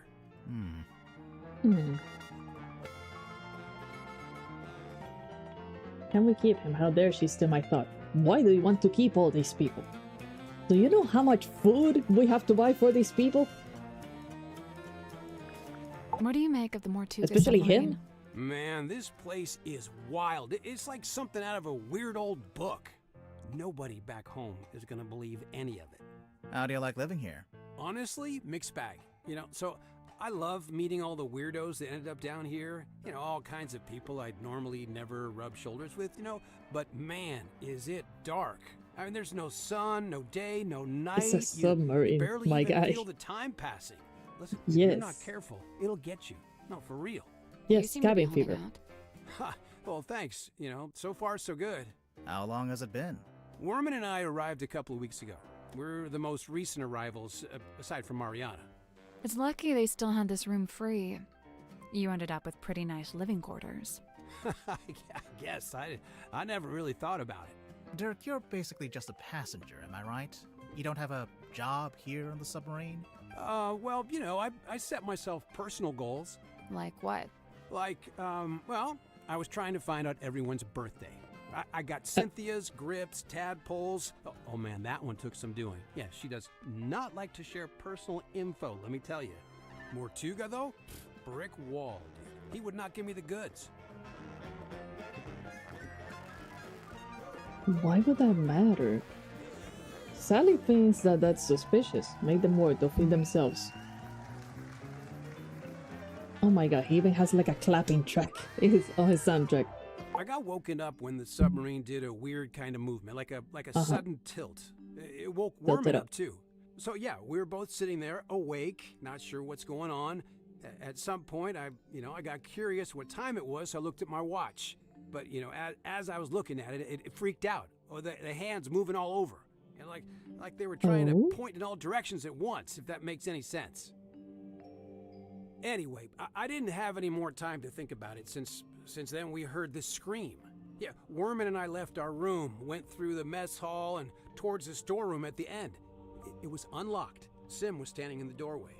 Mortuga was on the floor, totally dead. I tried to help Sim, pull her away. Worman, though, he just stood there, staring. Didn't look away once. It was like he was trying to commit it to memory or something.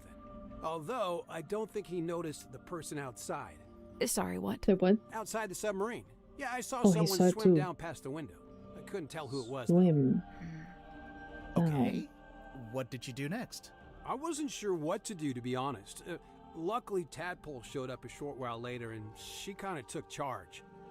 Grip and Cynthia showed up next, then Mariana, then Zephyr. Tadpole wanted to know what had happened, but nobody had any answers for her. It was bad vibes all around. Sim and Cynthia left first, then Worman, then me and Mariana. We left around the same time. So, yeah, I went back to my room. Worman was there already. He'd gone straight back to work. And, that's all I got. Can I stop talking now? Sure. For a moment. Dirk Dansom, 6'2", blonde, athletic, passionate, adaptable, amenable. Okay, you're hired. Please stop. And how long have you been an actor? Oh man, I've been trying to break into it for like forever, but I was getting nowhere until Mr. Vanderpeer said he wanted to hire an unknown for his new project. Hex Oof. of the Helmsman. It's kind of a fantasy horror adventure. I play mysterious anti-hero Marcus Mordoon. He's pretty much the main guy. So you went from getting no work to getting the lead in a big movie. Crazy, right? So Suspicious, you're actually. rich and famous now? Well, I mean, yeah, right? I mean, hello. Hello. Hey, what's up? It's not the brightest bulb in the sub. But that's interesting. I wonder if that's a hint.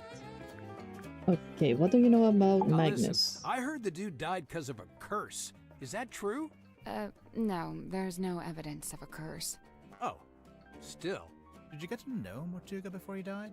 Man, I tried. Dude was not much for conversation.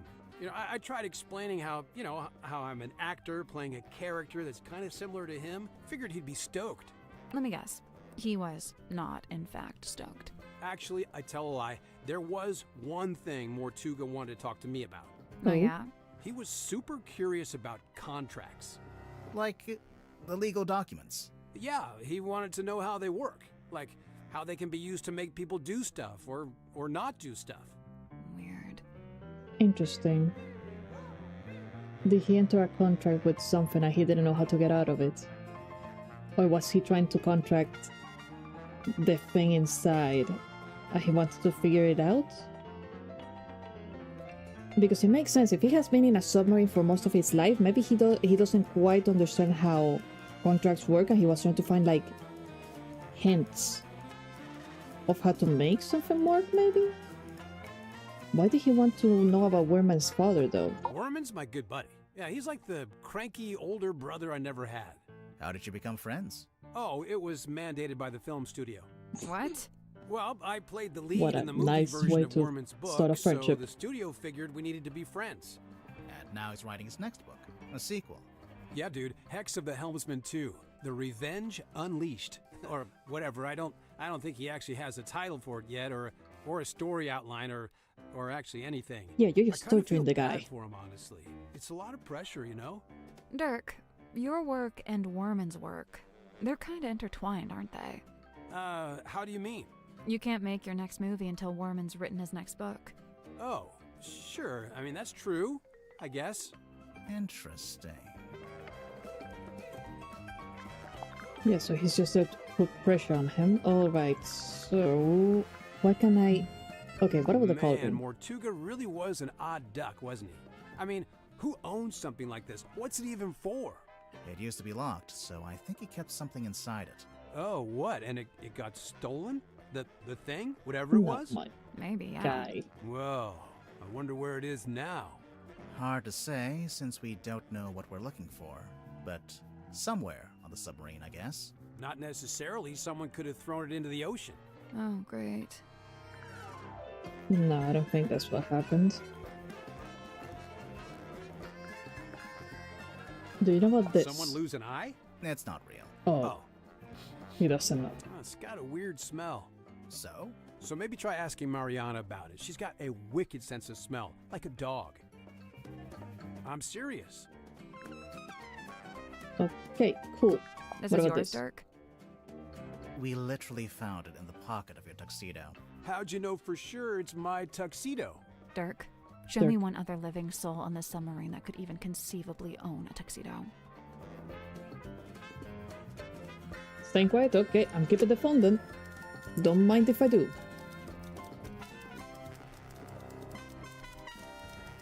Oh, we're supposed to click the typewriter then? It's Werman's typewriter. We just took the typewriter. Okay. I did not think of taking the typewriter of the guy who's using the typewriter. Let me see. Town Hall. Probably his father's? Gifted to the Silkworm on Sea Town Hall, a gesture of unity from Governor Fastus Fellow to Mayor Damian Dusk.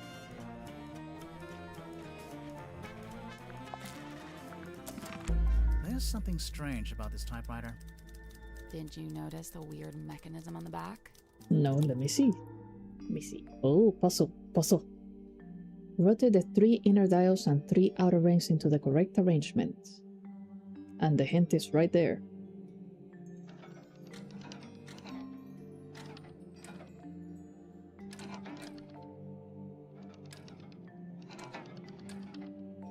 Oh. Oh, I see. Hold on. So... Nope.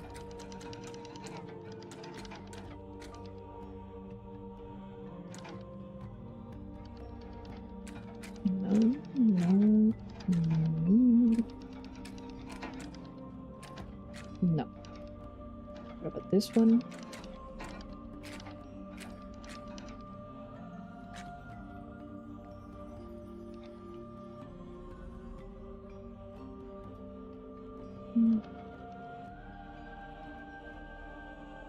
What just happened? Hello?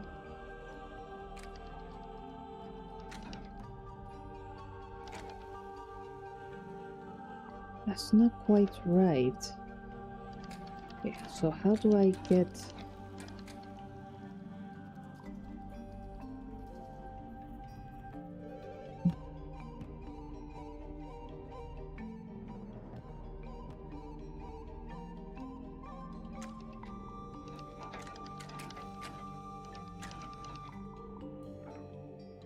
Oh, no. Stay right there.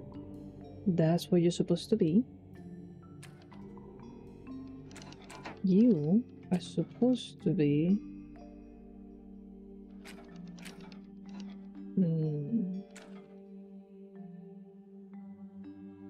Not there.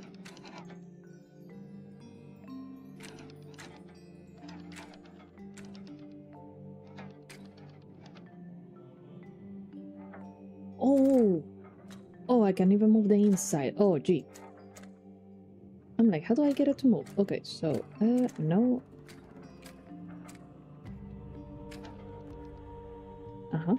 Like that, I think. Sort of. Kinda. Oh, gee, this is gonna take me a while if I can move all the mechanisms. Guys, working on the typewriter and you just start messing with the gears inside. Yes. Yep. I guess he just allowed for us to have the typewriter.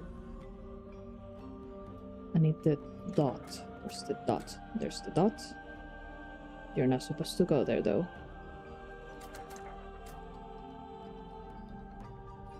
Supposed to go maybe here? Yes.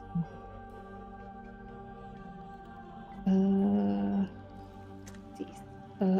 Oh, no.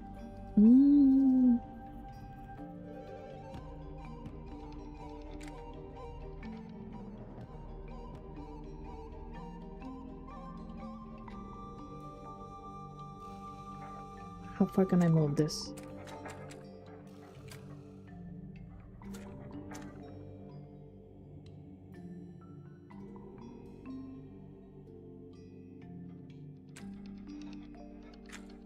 No, you're fine there. You're fine there, I think.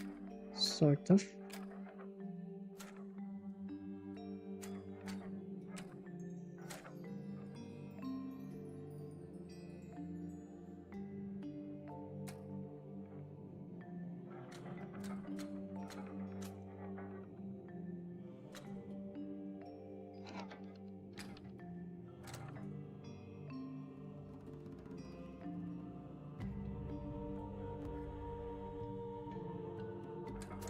You are oh dear. You're supposed to go here. I'm sure. Wait. Yes. Where's the circle?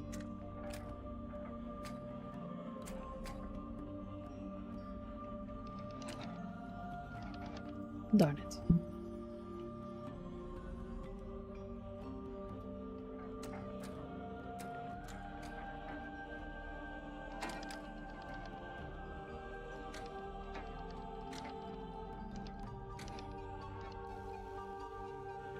Gee, I had it for a moment there, and now I think I messed it up.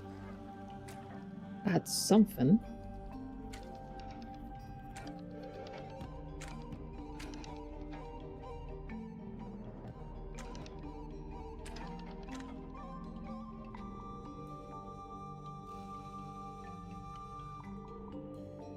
do I get you?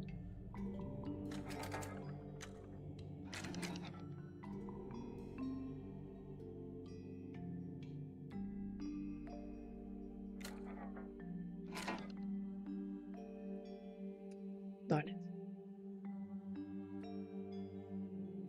Because I know how it's supposed to look like. I'm just having trouble putting all the pieces properly together. Give me 1 second. This is just the one.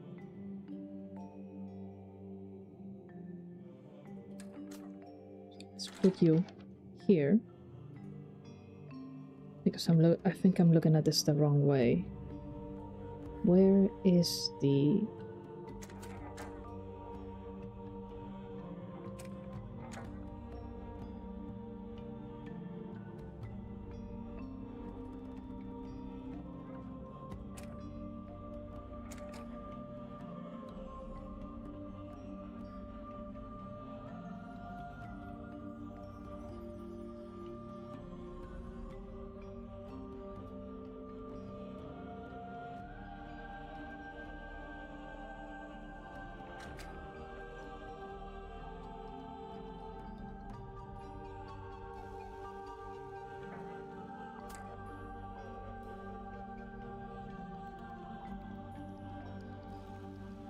Give me a second.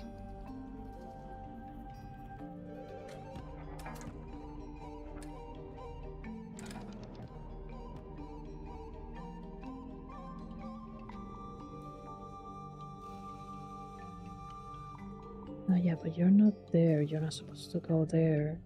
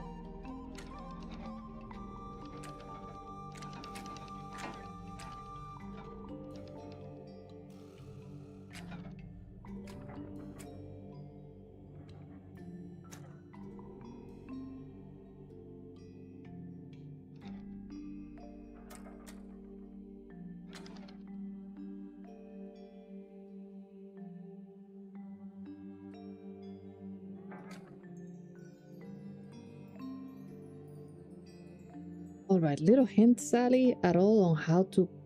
They're probably not going to tell me anything. There's Yes, 6 I know different that's not things it. we can rotate, the 3 outer rings and the 3 3. inner dials.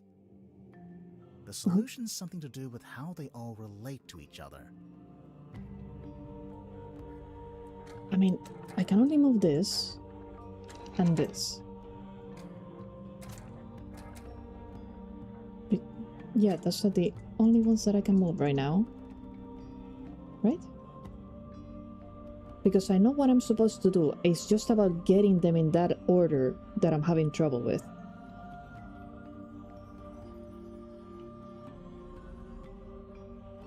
Because when I get the little teeth in here, I don't know how to properly keep the line like this.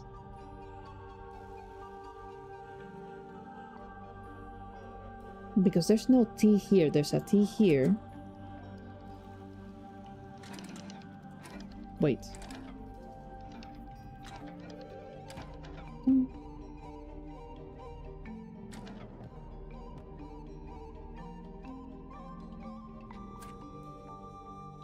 Yeah, okay. This? No. Okay, see, this is more or less close to what I'm supposed to have, but I still need like the circle here and the one line here. I have not been paying attention, can't help, sorry. Geez, Dave, don't want to work your brain a little bit?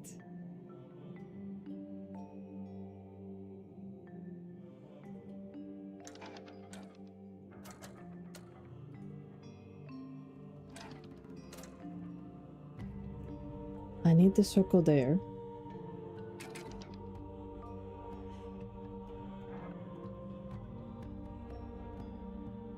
Why is the line? This is the line. The line is supposed to go at this angle.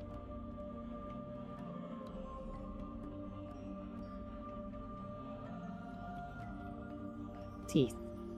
Use the left one to get the T, use the middle one to get the empty circle, and the right one to fill this, get the filled circle? Okay, so left one for the T. Whoops. Middle one to get the empty circle. Let me see. It doesn't quite work because the circle. Hold on, wait. No. Right there? Yes, I think. No, wait. It's supposed to be a little further in, isn't it? Maybe like at that angle? I don't know if the angle is right for that circle. Let's leave it there for a moment.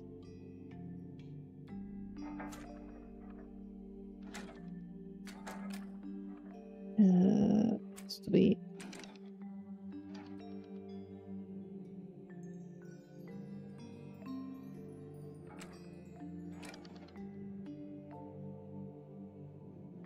Okay, this is closer. This is a lot closer.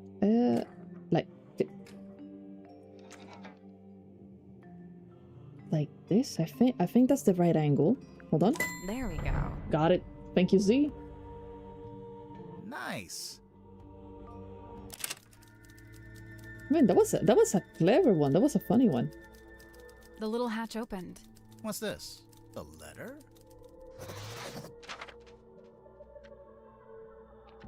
Dr. Mermaid, care Kristen J. That's interesting. A letter in an envelope. Werman was keeping it hidden inside his typewriter. Care of Christie Kill Publishing. Oh dear, his publisher. Dear James, I have just finished reading your novel. Indeed, some congratulations are in order. As I have been informed, it is turning a tidy profit for you. However, as a fellow writer and fellow resident of Silkworm-on-Sea, I am sorely disappointed in your lack of integrity regarding the socio-historical foundations of your story. As it stands, your narrative is only scratching the surface of the deeper mythos surrounding the cursed helmsman Magnus Mortuga. I know you want to go deeper, so I am here to help. Inked in the back of this letter are coordinates detailing how, when, and where to find the Mortuga submarine, the mysterious underwater vessel in which Mortuga still resides. Good luck. Okay, so someone wanted him to get on the submarine.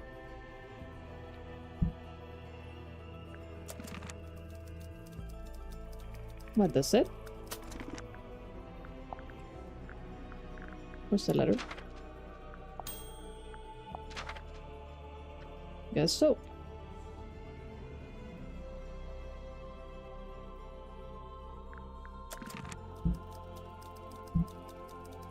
Okay, I don't think that's what. Hold on. It's a suitcase. Clothes are neatly folded inside. This woman's smelling the clothes. It smells like men's aftershave. Cool. I'm getting bergamot, cedarwood, and notes of citrus. You done sniffing the suitcase? Okay, so we need to find Moon. Little hint to go back here. Hey, Captain. Ready to speak? With him, Yes. Yeah. and I'm not about to declare her innocent right here, right now, if that's what you were hoping for. aw, come on, do it. We haven't even spoken to all the suspects yet. Oh, which ones are you missing? You, for one. You. Open the door, Cynthia. Looks like she unlocked the door. Finally.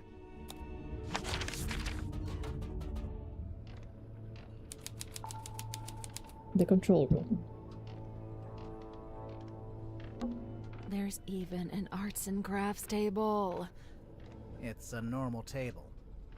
Currently being used for arts and crafts. Yeah, with blueprints, which is interesting. Why? The Mortuga submarine, and that is not the original name. A strange blueprint found in the control room. The title reads The Mortuga Submarine. With just a bunch of stuff added to it, eh?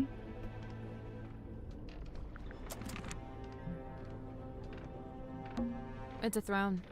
Yeah, what's behind it? It's not a throne. Oh well, what is it? A chair. Well, it's Like every throne. the captain's control chair. There's a label taped to the back. Maybe it says what kind of chair it is. That's not a label. It's a whole document. Let me see. Command contract. Signed Minos Mortuga and Cynthia Seafoam. A typed document that was taped in the back of the captain's chair in the control room. There are 2 handwritten signatures at the bottom of the last page. Command contract. This contract represents an agreement between the 2 individuals in contention over the ownership and command of the Mortuga submarine. For their own safety and privacy, these 2 people shall only be referred to as Party A and Party B, and they signed. Their names see the way. Okay. Previously, Party A has been considered the legal owner of the Mortuga submarine, that's Magnus, and thus its rightful commander. However, a recent development has exposed that Cynthia is in fact the legal owner of this vessel. This proves that Cynthia is the rightful commander of this vessel and all its operations. And he signed it. He signed away being captain. Interesting. It's an interesting document. Can we look at the control panel? If you promise not to press any of the buttons. Well, guess we can't go and look into the control panels. I will make no such promise. Oh, we can. It's an electrical switchboard. Something's bound to happen if we mess around. If we carefully and sensibly interact with this precision equipment. Alright. Right in front of the captain, we're just messing with the controllers. Swap the 6 color plugs into the correct sockets.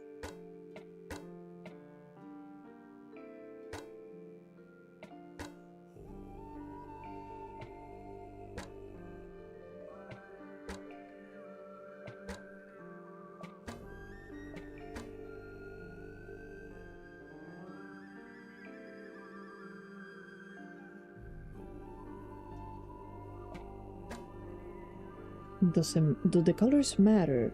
Is the thing.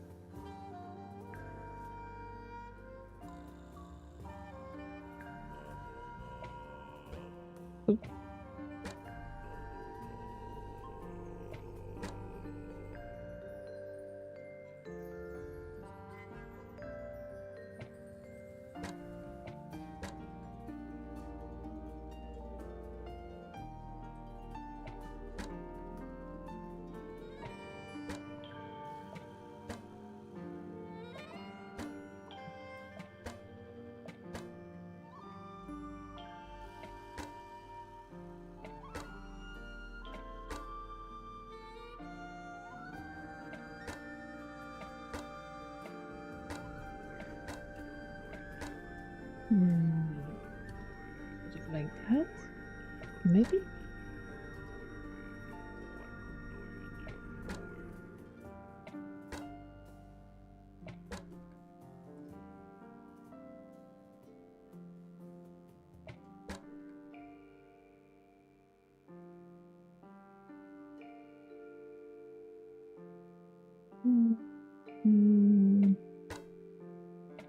Oh.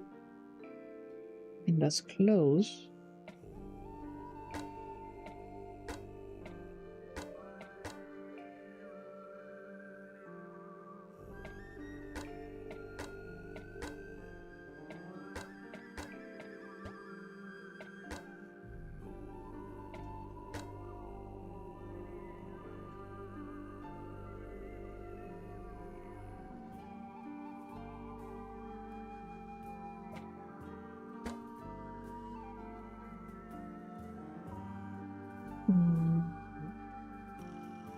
To get that blue out. No. Hold on. So, blue.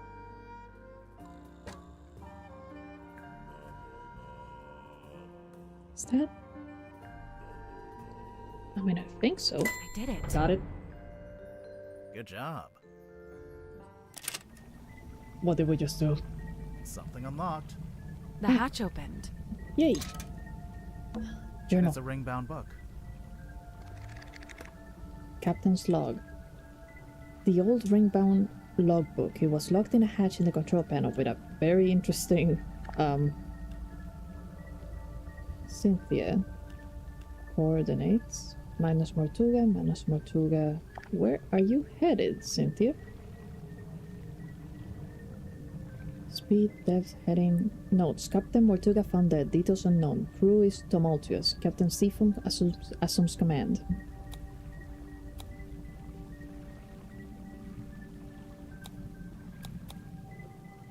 And she made quite a scribbled mess in here for the coordinates.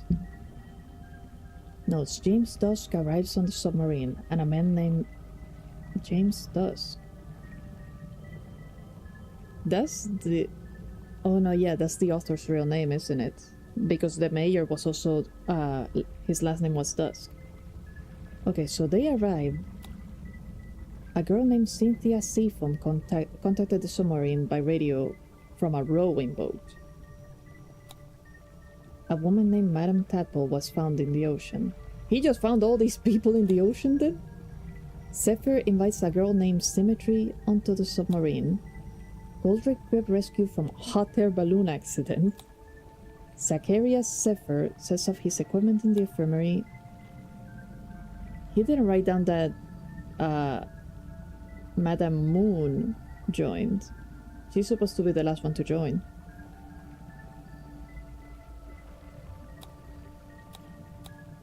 Interesting. A radar? Maybe some kind of underwater imaging system? Either way, it's a machine that looks out into the ocean. It's a kind of waveform. I think this is for listening to the ocean. What are they expecting to hear? Everything. That's how they've managed not to knock themselves against rocks. Ah, the ship's wheel. Don't touch it. I won't. That was not convincing. It is not, indeed. We are going to touch it. We took the wheel. We have stolen the wheel. Wheel found in the control room. Yep, we just took the wheel of the submarine. Perfectly safe. And it has the name Seafoam on it. Alright, Cynthia. Hey, so thanks for Questioning finally time. letting us in. You know, I have to say, that really was pretty unhelpful. It is I, Cynthia Seafoam, fearless captain of the Mortuga submarine. Cool. Hi, I'm Sally. Aha! Then you must be Detective Grimoire, Correct? Yes? the world's greatest detective, here on my submarine. The world's... No, I'm not the world's greatest. Just a detective. She was probably talking about me. Now I assume you've come to make your official report. Let's hear it. I'm a busy woman, you know. Slow down there, Miss Seafoam. We just came in here to question you since you're one of the suspects. But I hired you! Yeah, no, Yeah. that doesn't get you off the hook, I'm afraid. You're the first one in my list, actually. Ugh, this is so totally unfair. Oh my god, how old is this woman? So, how'd you end up as the new captain? It's just the way it's meant to be. It's all above board, okay? I didn't say it wasn't. I didn't actually say anything. Cynthia, what were you before you became captain? Do you have any credentials? 15 years experience as a nautical engineer and shipyard mechanic. Family business. You don't look much older than 15 now. I'm 18! Ugh! How does an 18-year-old end up on a submarine? Oh I my came by God. rowing boat. That's Yeah, he not found really her. what I meant. Wait, the rowing boat we saw up on the foredeck, that's yours? Correct. You should know, it's in bad shape, and it's missing an oar. I'll add it to the list. So how come you wanted to hire Grimoire? Because there's a murderer in our ranks, and they must be rooted out. So what do you want us to do exactly? 1. You will investigate and ascertain the identity of the killer. 2. You will return here and report your findings to me. And 3. You go home. 3, you pay us. 4, we go home. 3, she pays us. 4, we go get ice cream. 5, we go home. Deal. Wait, I didn't... Meeting adjourned. wait, what about calling the police? Why did you want to come to the submarine in the first place? To become captain? I sought an audience with Magnus Mortuga. I had things I wished to discuss with him. Like what? Matters of great importance. Affairs of great significance. Dealings of great... She's not gonna tell us. Not yet. We'll get there. How long have you been here, Cynthia? I arrived a few weeks before Mr. Warman and Mr. Danson. I'm assuming you don't live here in the control room. Where do you sleep? Oh, well, Mortuga put me in the bunk room at the bow end of the ship. I share a room with Sim. If you arrived before Dirk and Warman, the other bunk room would have still been empty. But Mortuga made you share. Yeah, I think he wanted to keep that other bunk room vacant. Oh, interesting. I'm not Interesting. complaining. I really like sharing with Sim. She's great. So, what are you gonna do with the submarine now that you're captain? My first order of business, hiring you two. We really can't do anything else until this gets cleared up, you know? Sure, I get that. What about afterwards? We'll sail the 7 seas and have adventures. You know, that kind of stuff. You do realize none of these guys are actually a crew, right? No police needed on the submarine, just getting some into the water. Yeah, they might do that actually, because apparently the town is completely a ghost town now. So, yep. Alright, how does an 18-year-old wind up becoming the captain of this place? When did you first meet Mortuga? When he let me into the submarine. Oh, it's just, you're both from Silkworm. I thought maybe you'd have run into him before that. My parents did. I know that much. Remind me. The harbor master and the shipyard mechanic. Ah, that tracks. So Mortuga lived an active life back then. He wasn't like, recluse? I don't think he's ever been outgoing, but from what I gather, he was very loyal to the few friends he did have.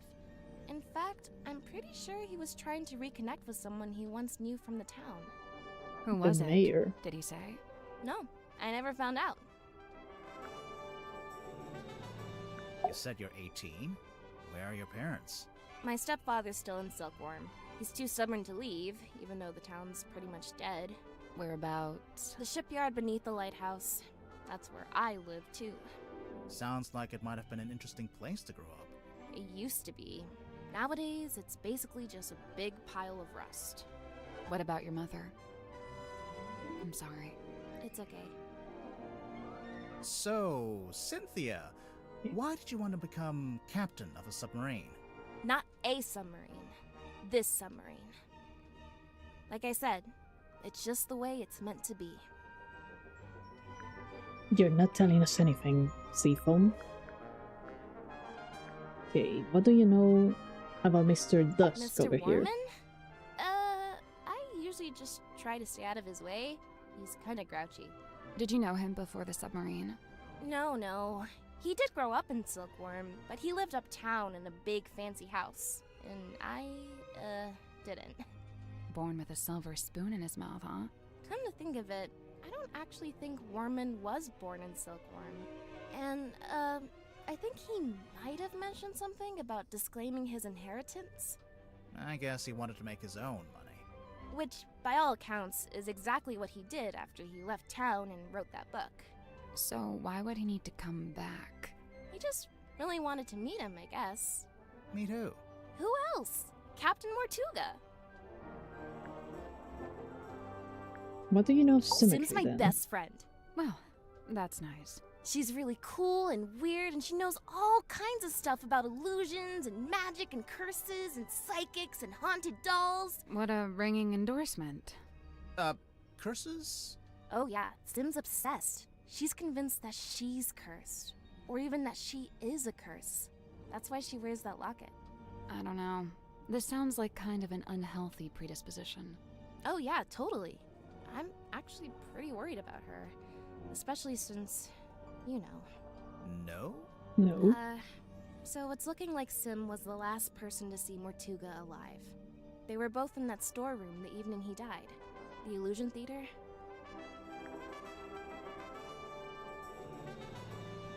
No, that's not what I'm told.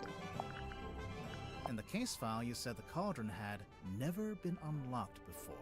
And nobody knew how to unlock it, except, presumably, Mortuga himself. So you think it got opened in the course of the murder? I see 3 possibilities. 1, the cauldron was opened before the murder. 2, someone opened the cauldron after the murder. Someone other than Mortuga. Naturally. And 3, the cauldron was opened during the murder. Like the murder happening and the cauldron opening are one and the same. Maybe. Interesting. Interesting theory. Do you know about this? No, if this is poison, then surely it's a red herring. How so? Mortuga didn't die from poisoning. Right. So you think someone put it there as a false lead? I don't know. It's not a very good false lead. I'm considering having this taken down. I'm captain, so I'm allowed to do stuff like that. Why would you want to take it down? It's just unnerving. It's making some of the crew uncomfortable. Some of the crew? Like you? Okay, what about the boy? This is probably has nothing to do with the murder. There he but- is, Mortuga's little mascot. What does he do? Well, you know, bit of this, bit of that. A big green light shines out of his eyes sometimes. Yeah, we saw it. It lured us onto the submarine. That's the idea. How does it work? Do you activate it from in here? Nope, it just kind of happens. Wooden buoy is confirmed to be magical. Yeah, what about the You know eyeball? what this is? I don't know. Does it belong to Madame Tadpole? Oh? Oh, Seems like the kind of thing she might have fished out of the sea. okay, we gotta... Okay, what about There this? it is, in black and white. Signed by me, signed by Mortuga. Yeah, I can see. Where'd it come from? Mortuga wrote it. I think he used a typewriter. And what? He presented it to you? When? Well, no, because he died. So... So, But we've both signed it, so yep, it's binding. Any further questions? Yeah. How did you... No? Great, let's move on. you're still on the suspect list. Oh, you found the captain's log. Sure did. How does it work? So, at the end of every day, you're supposed to print out one of these little cards with readings from the submarine's movements in the last 24 hours. Then, the captain signs it and writes about anything noteworthy that happened. So the card on the top, that's from the day Mortuga died? Yeah, I figured we should have a record of it. You took over as captain that same night? What of it? Nothing, just asking. It's a work in progress, okay? What are you trying to do, exactly? I'm trying to get a handle on the exact form of the submarine. Is that difficult? Given its messy history, yes it is.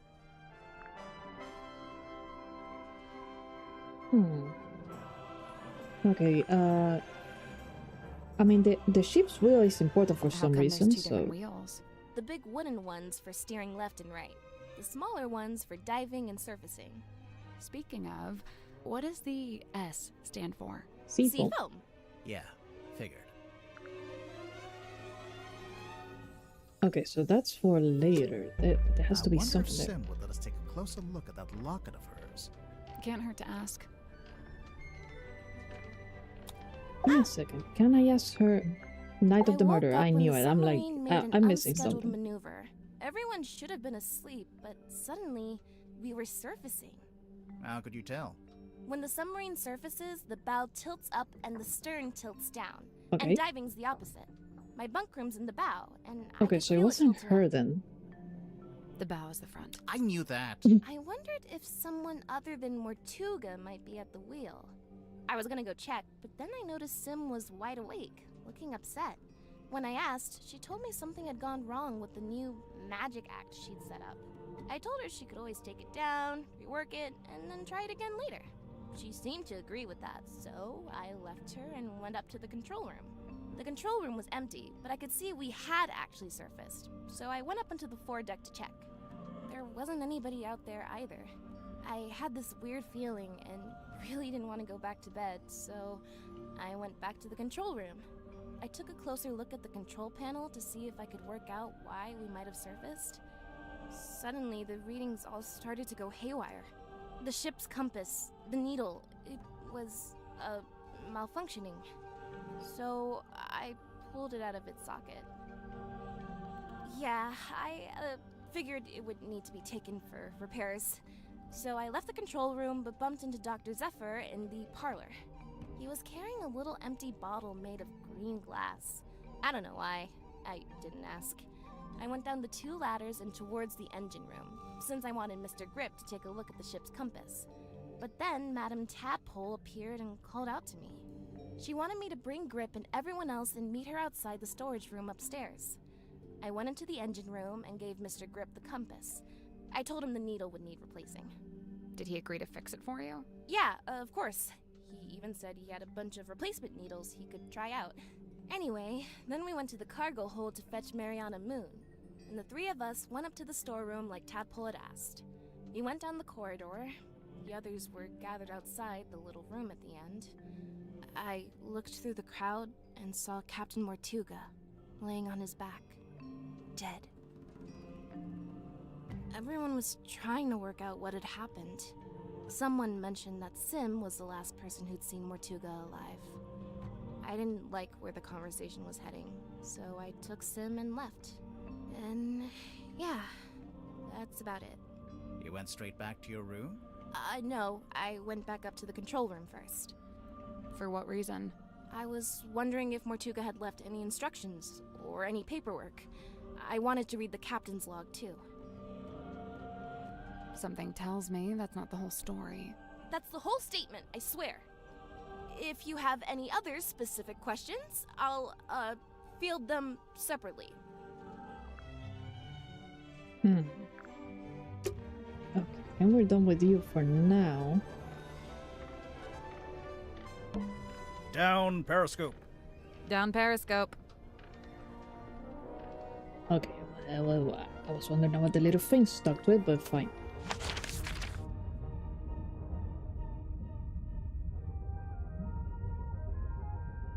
No, yeah, let's go to Sim. I have some questions for her. Oh, right, I almost forgot. We should be able to get into Sim and Cynthia's bunk room now. Okay, let's go later.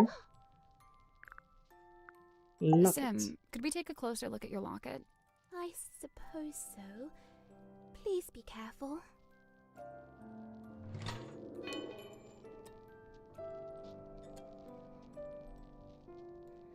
Alright, a heavy golden locket that Symmetry wears around her neck. You really think we should open it? Yes. I don't know.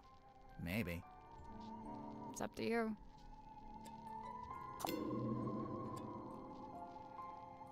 LL. With a picture. I think my twin theory is still afoot with this.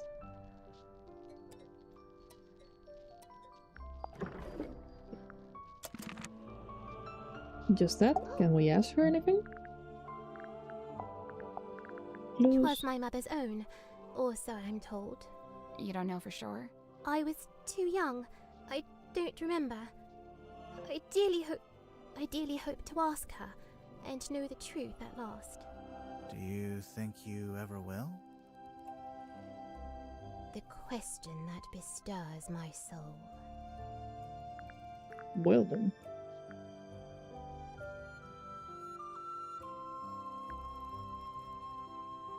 So my blueprint, the contracts.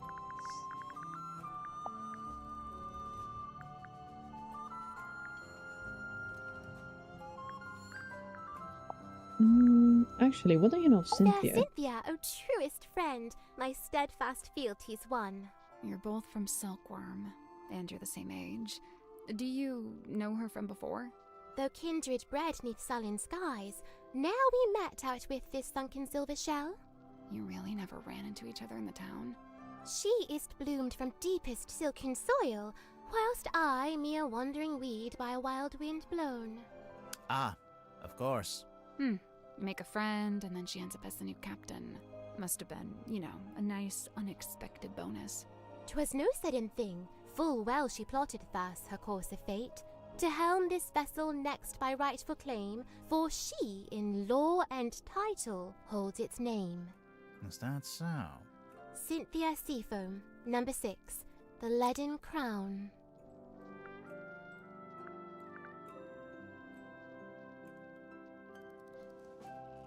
A heavy burden, maybe? Fake case file. Cynthia Seafoam, number 6, the Leaden Crown. A heavy burden. A heavy burden? Still nothing. Okay, what's the point of you telling me this then? Suspicion is still locked.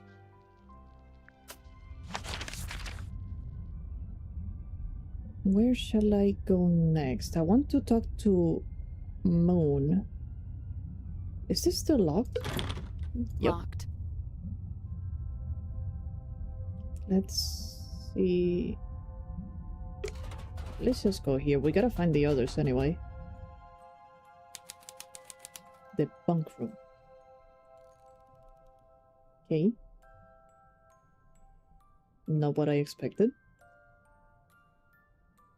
I mean, this is supposed to be... Yeah, this is their bunk room, actually, yeah. This is the bunk room and she's in the room where she practices in. Look at that little wooden house. Oh. Looks like it'd be a nice place to live. Yeah, if you were a fairy. Let's see. It's a magazine. Hey, this is pretty recent. A movie magazine found in Symmetry and Cynthia's bunk room. The Hex of the Helmsman, Julie Janelle.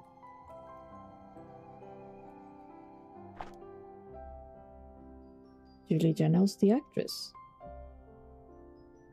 The magazine opens into an interview with the actors from the upcoming movie. Okay.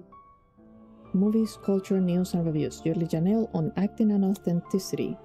Hex marks the spot. Cinematic magazine sits down with the stars of Vincent van de Peer's latest film. Julie Janelle, Belicia Bonetop. Okay, here's the interview.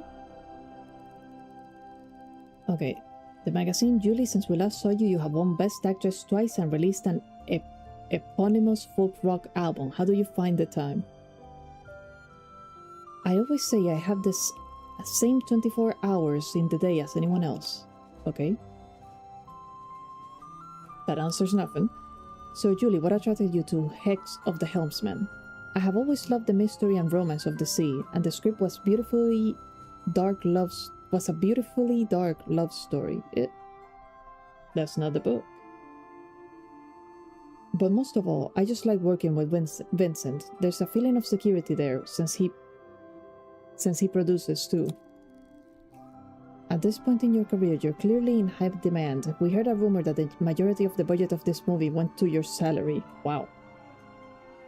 I very much doubt that's true, but yes, these days I am the one holding the cards when I approach a contract situation. I'm a bit of a shrewd negotiator, to be honest. The film is an adaptation of a novel of the same name by J.D. Wehrman. She has not read it. I've been meaning to read it. Great. Great.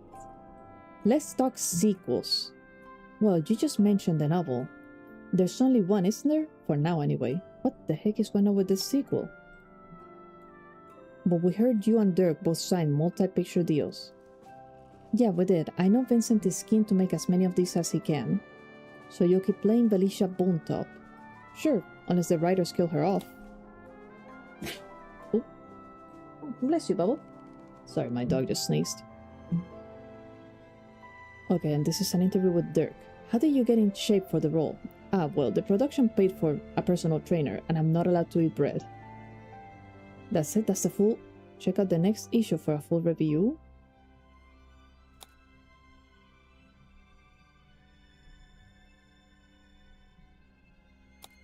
There is something really weird happening with this film.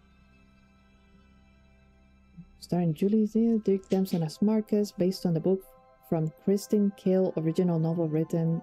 Huh? Christine Kale, J.D. Wehrman, screenplay by Christine Kale.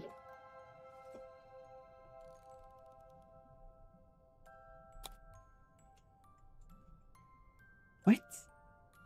Oh, what did I click? Jeez. This is a very childish room for a pair of 18-year-olds. A few drawings. A mouse, a girl, a leaf. They're, not good. You're right. They're great. It's a pig. It's a safe. Let's open it. In the shape of a pig. In the shape of a pig. What? No, you already went out, Baba. We relax now, okay? Can we open the pig safe? Interact with the parts of the safe until they're in the correct arrangement. Oh.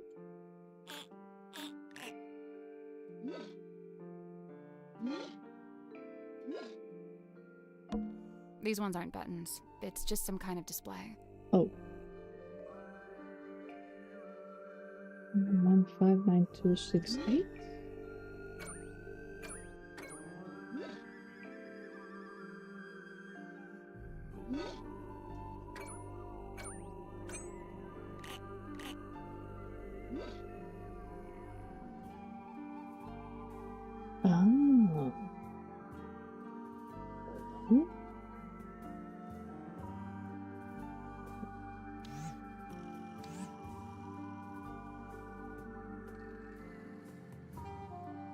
Oh. So what's the arrangement here? 5, 4.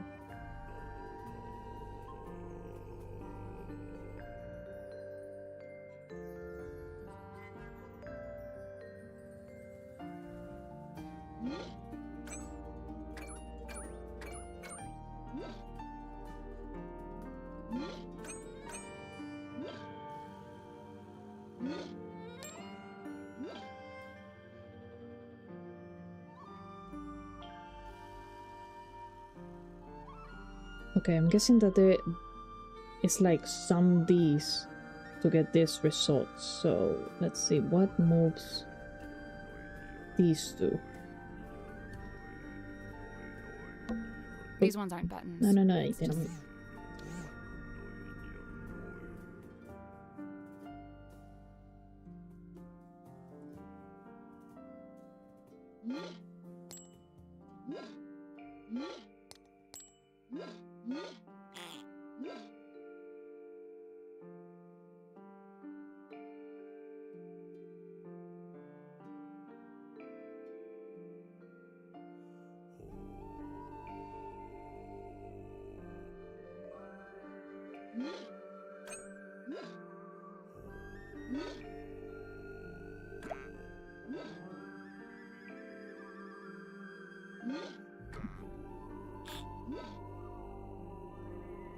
Boy, turning this round and round is just going to like end me.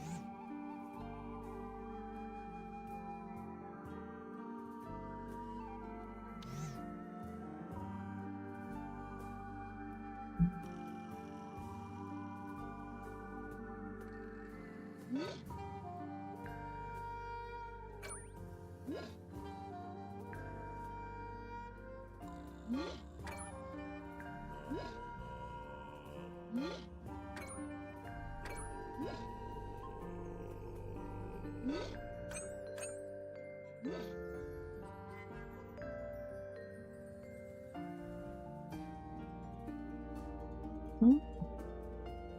So now I need these, if I'm correct.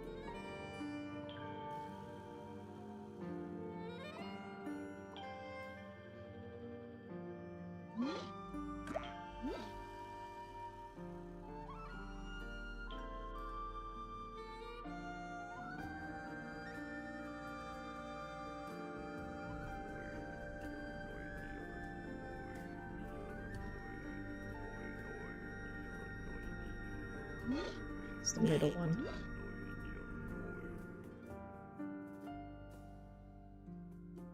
Okay.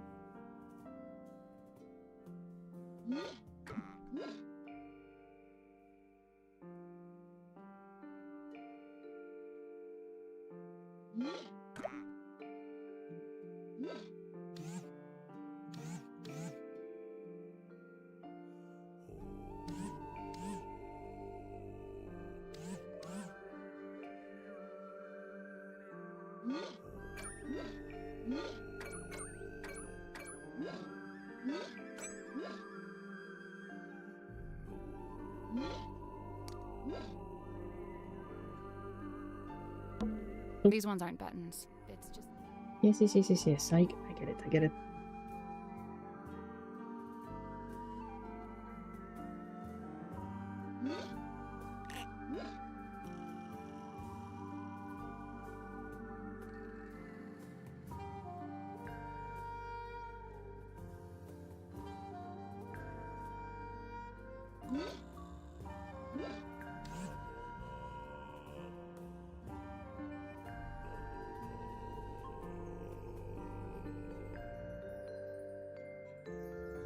Okay.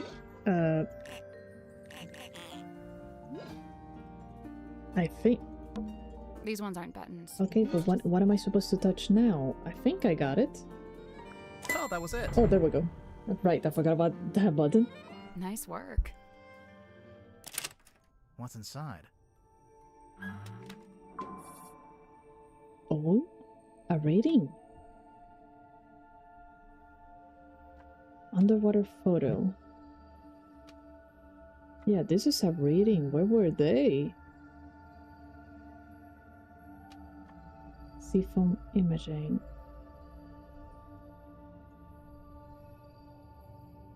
The heck is this? Interesting. What is it? No idea. I don't know. Maybe a trench? Well, I guess we can start by asking Sim and Cynthia about it. Indeed. Anything Old else that books. we... Mostly fairy tales for young children. They've been stacked up into a little tower. It's a mirror. Sally, you can use it to fix your hair. My hair is perfect and does not need fixing. It's an origami bird. The movement of the submarine makes it look like it's blowing in the wind. Okay, I guess that there's... Oh, cool. A board game. Want to play? We don't know the rules. Wait, there's a picture up there. You don't normally let that stop you. A What's framed this? photo. It's been hung from the pipe, so you can see it from the bed. See. Okay, that's Cynthia's family. And sure enough, I'm guessing the mom was meant to be the captain of the ship.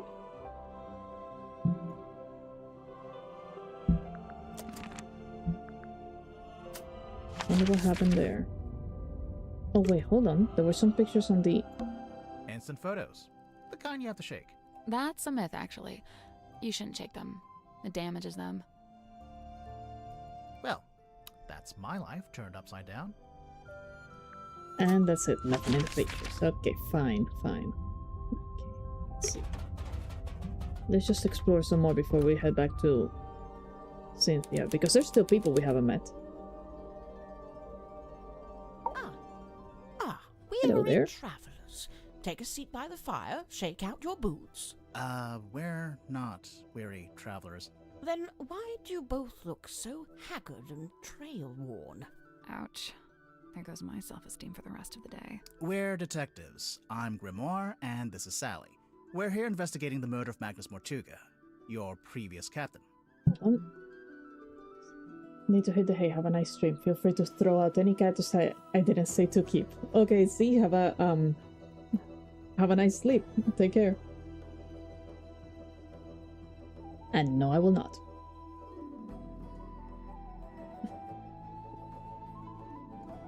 My captain?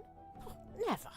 My captain is the moonlight as it shimmers across the lake. My captain is the wind as it whispers through the valley. Who is this woman? No idea. I kind of like her, though. My name is Moon. Mariana Moon. Aha. And what do you do? I do not do. I simply am.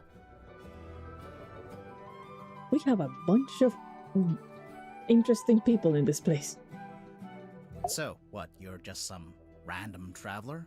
A traveler, yes, but random, never. I'm here because I chose to be.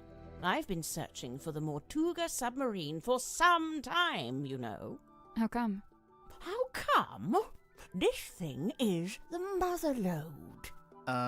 Or what? The motherlode of what? Of whispered half-truth, of murky rumor, of stories unspoken. Oh, like urban myths and stuff? Right. Urban myths and stuff. So you're a historian? Historian, storyteller, rambler, ambler, fireside gambler. How long have you been here? Well, let's see. Gosh. I arrived a few hours before the captain was murdered. Oh, dang. Really? Quite the story, isn't it? But you're just on the submarine because you find it interesting. Would that be such a crime? No. Murder's a crime, though, pretty sure. You're just super suspicious, A ma'am. merciless wind rattles the rotting wood of the old silkworm harbour. The shadow of a vessel lurking low in the night black water. A mysterious stranger steps onto her foredeck. Cloaked in darkness, she slips inside the submarine. Who is she? What is her dark purpose? It's you. We get it. A mysterious stranger, I said. She descends into an ornate parlour, empty, save for a lone figure standing by the fire. So, not empty. He turns, his face still half hidden in flickering shadow. It is Captain Magnus Mortuga. What was he like? Nice guy. Stoic, but polite. Kind. He tells me to wait in the control room and then disappears off towards the back of the ship. After a little while, he comes back. But now, he's a slightly different man. What do you mean? The light is gone from his eyes. He seems sad, angry. He avoids my gaze as he crosses the room to take hold of the wheel. He tells me to head down the ladder towards the mess hall. Doing so, I encounter two gentlemen named Mr. Worman and Mr. Grip. Neither of them look like sailors, so I know they can't be crew. I assume they must be guests like me. And true enough, it transpires that Mr. Worman is a writer and Mr. Grip is, some kind of watch repairman. Captain Mortuga reappears, descending the ladder. He asks the two men to show me around the submarine and introduce me to the others. Then he disappears through the rear corridor. It's the last time I see him alive. Mr. Worman apologizes, explains he's too tired, and leaves through the opposite corridor. Mr. Grip, unable to come up with such an excuse, agrees to show me around. Now, I wrote this down in my diary, so I may as well let you read it. All right. Imagine my excitement to finally get a good look around the Mortuga submarine. I was even given a tour by one of Mortuga's subordinates, a Mr. Godric Grip. We began by visiting a bizarre laboratory known as the Dream Chamber. It smelled of dried herbs and dusty glass, but was devoid of its dream custodian.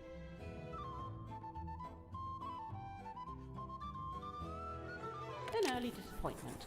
The captain's cabin was locked. Mr. Grip explained how Captain Mortuga mostly keeps this room locked when it's not in use. We climbed down into the living quarters, where a pair of bunk rooms sat at the end of a corridor. The first smelled of crane dust and unwatered flowers. A young woman was laying in her bed, poring over an old document.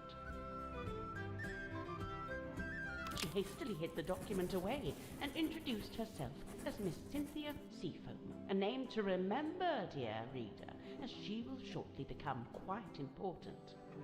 The second bunk room smelled of aftershave and desperation. The two men within, Mr. James Werman and Mr. Dirk Dansom, both appeared to be asleep, so we decided not to intrude.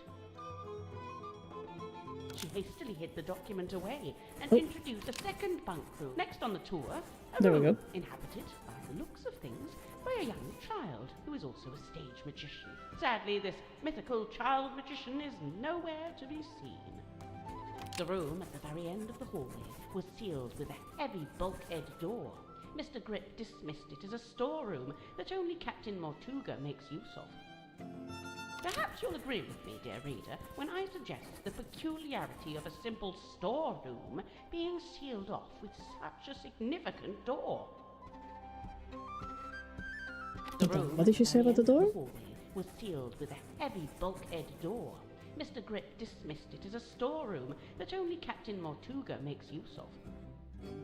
Oh, just that. I thought... I'm still thinking about the mechanism. Perhaps you'll agree. Mr. Grip took me down to the cargo hold. It smells of damp wood and tarred rope. Yes, I describe it in the present tense, for it is here I sit as I write this very diary. Next door, the engine room, burnished bronze and tea-stained parchment. I learned that it's something of a nest for Mr. Grip himself, and thus was currently unoccupied. Outside, I encountered a Dr. Zacharias Zephyr, the aforementioned keeper of the Dream Chamber. Surprised to see us, he nearly dropped the empty glass bottle he was carrying. Clearly wishing to remove himself from the situation, the good doctor muttered something inaudible and disappeared up the ladder. We continued on into the next room, which I was amused to discover was some kind of shimmering mermaid grotto. Oh? I smelled her before I saw her. The unmistakable mix of salt, seaweed, and sequined spandex. It can only be Madame Tadpole, a name which may be familiar to long-time readers of this diary. Tadpole and I caught up, while Mr. Grip skulked in the doorway, clearly hoping this would mark the end of the tour, but it did not, dear reader. It did not.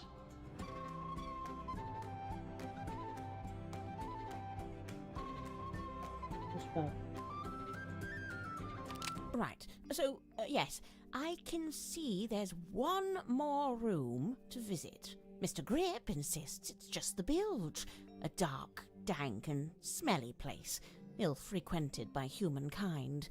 I tell him he couldn't have sold it to me better if he'd tried.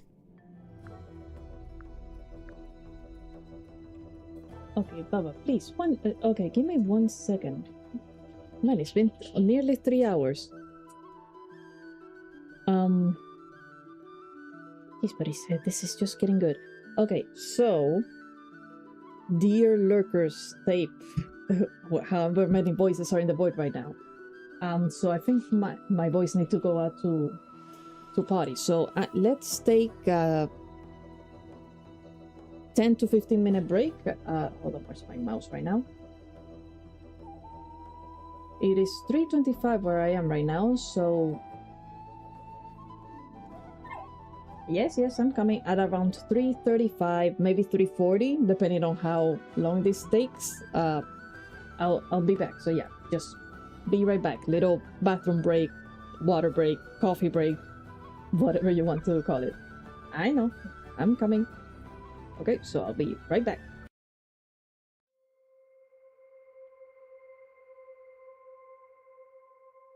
1 second, bub.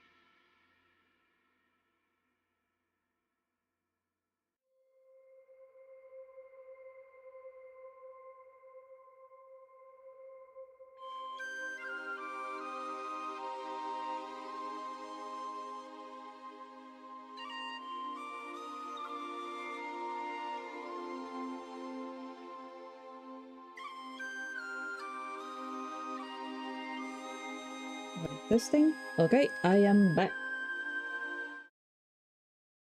The game is not. Hold on. Oh. There we go.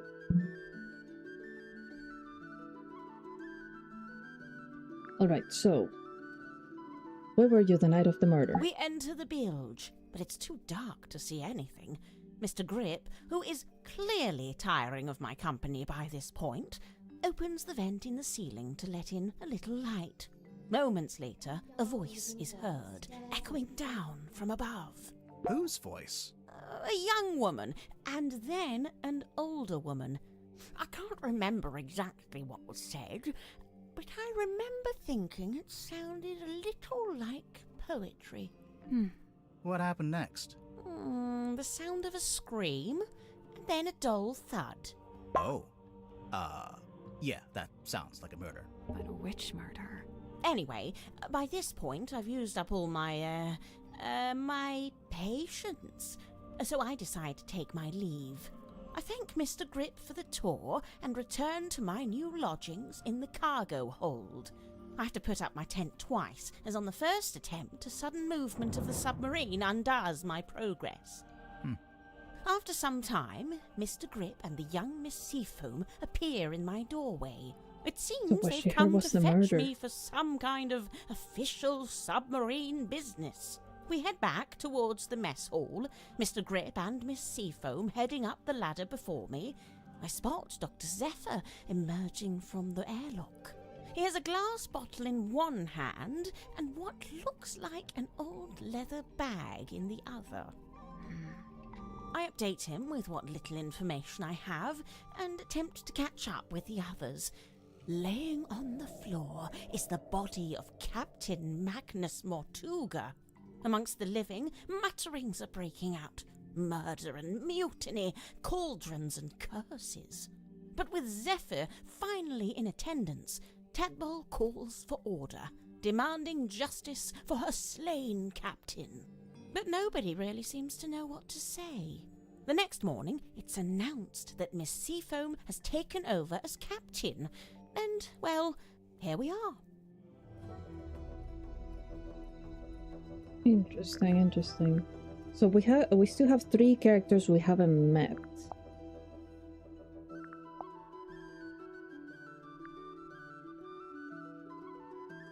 Okay. Do you recognize this, this? Mariana? Should I? Well, we just figured since there's a moon drawn on the label. So because my name is Moon, all moon-related things must belong to me? Even Why if not? it's not yours, do you have any idea what it is? It's a herbal compound of some kind. Valerian, skullcap, chamomile, and seawater.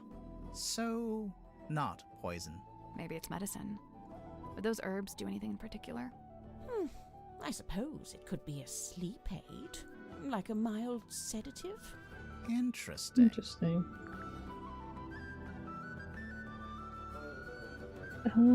What about the eyeball? They mentioned something about the It carries smell. something of the cadaver about it.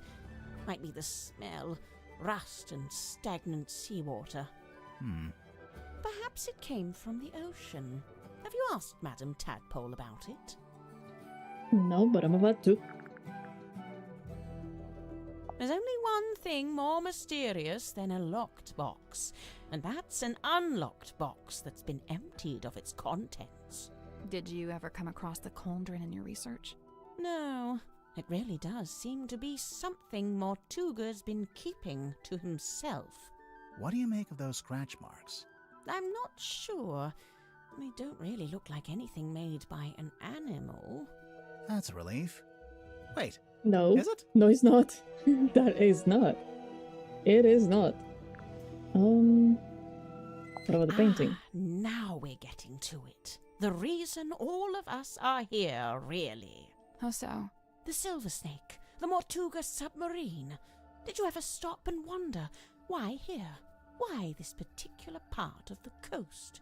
It all stems from a single truth. There's something hiding in the water. Something big. Now, it wasn't my intent to cause you any lasting unease. Look, we 3, We're merely tourists here, passers-by. Take my advice. Keep your distance from all this, so you can still walk away at the end. Pretty sure we're getting paid for this, ma'am, so I think that's a no. Okay, I don't think she's going to tell me more about anything else here. It's a pinboard. Look closer. Why are we here? Why does she have our picture here? Drag the pieces of paper into the correct positions.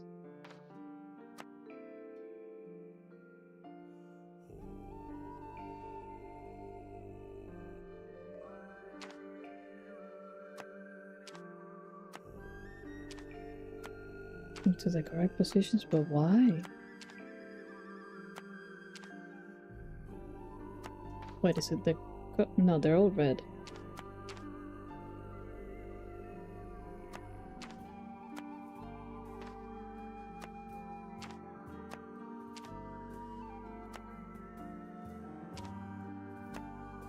Oh, this one has me stumped. Hold on. So, there's a drawing of each of the suspects, one of Mortuga, and one of us too. Each one needs to be moved to the right place on the board. Yeah, that helps a lot, Grimoire. That helps a lot.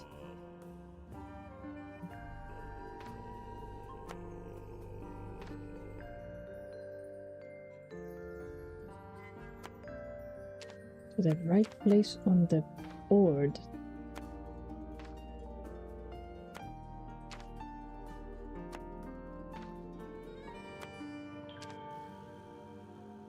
How am I supposed to figure out?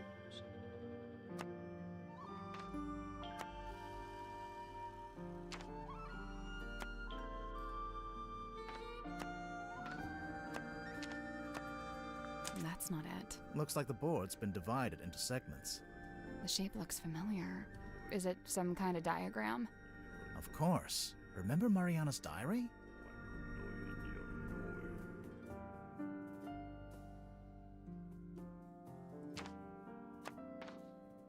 Wait, are these the rooms? Or... So, it should be, maybe here... This guy over here...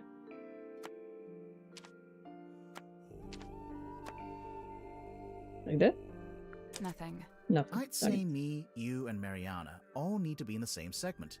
Oh, and Mortuga probably shouldn't be in any of the segments. What?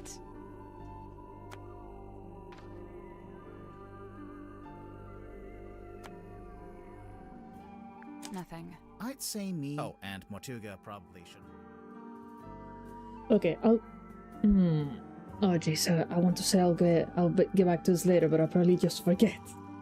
What do you mean, the same segment? Hold on, let me just take all of them. Let me take a good look at this.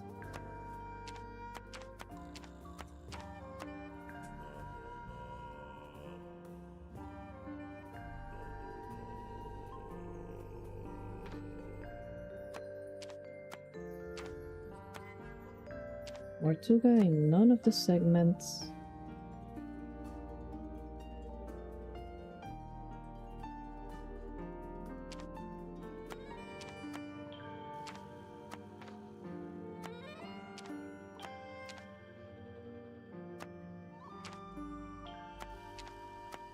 Nothing. I'd say me. Oh, and Mortuga probably shouldn't be.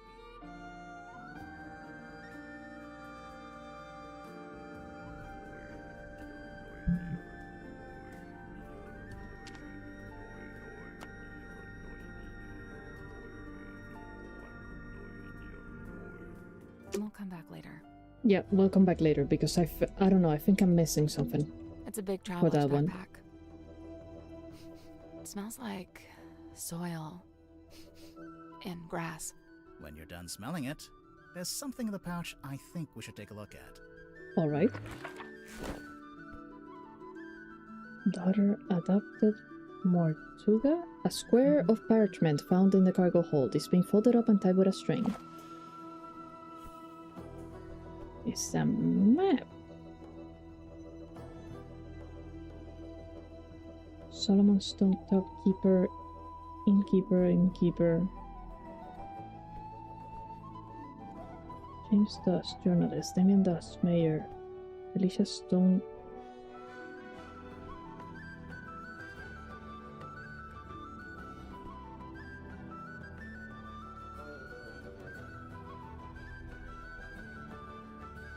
Someone was investigating their relationships on the town? This is a map. The sea, civil on the sea, that's the town. South Sea Lighthouse.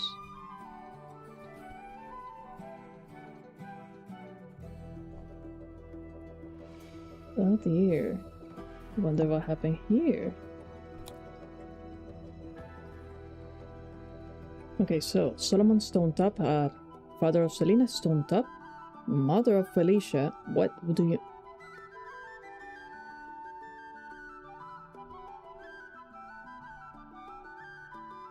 Well, the governor got around. And the mayor got around too, I guess.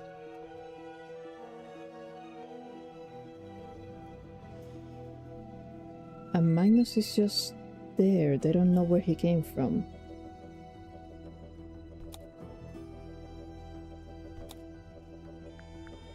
Who wrote this? Who says this? You? A mystery within a mystery. It's a little mirror. It could do with a polish. You could do with a polish. It's a tent. It's a piece of fabric draped over a rope. It's a tent. Yeah, a tent. Hold on there, bucko. That's private, all right? I enjoyed that she called you Bucko. So let's... We have 4 more rooms. We have 3 more people to meet.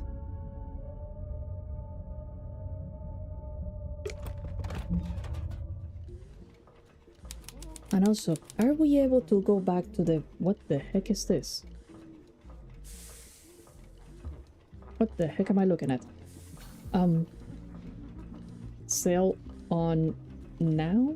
Sail. Alright.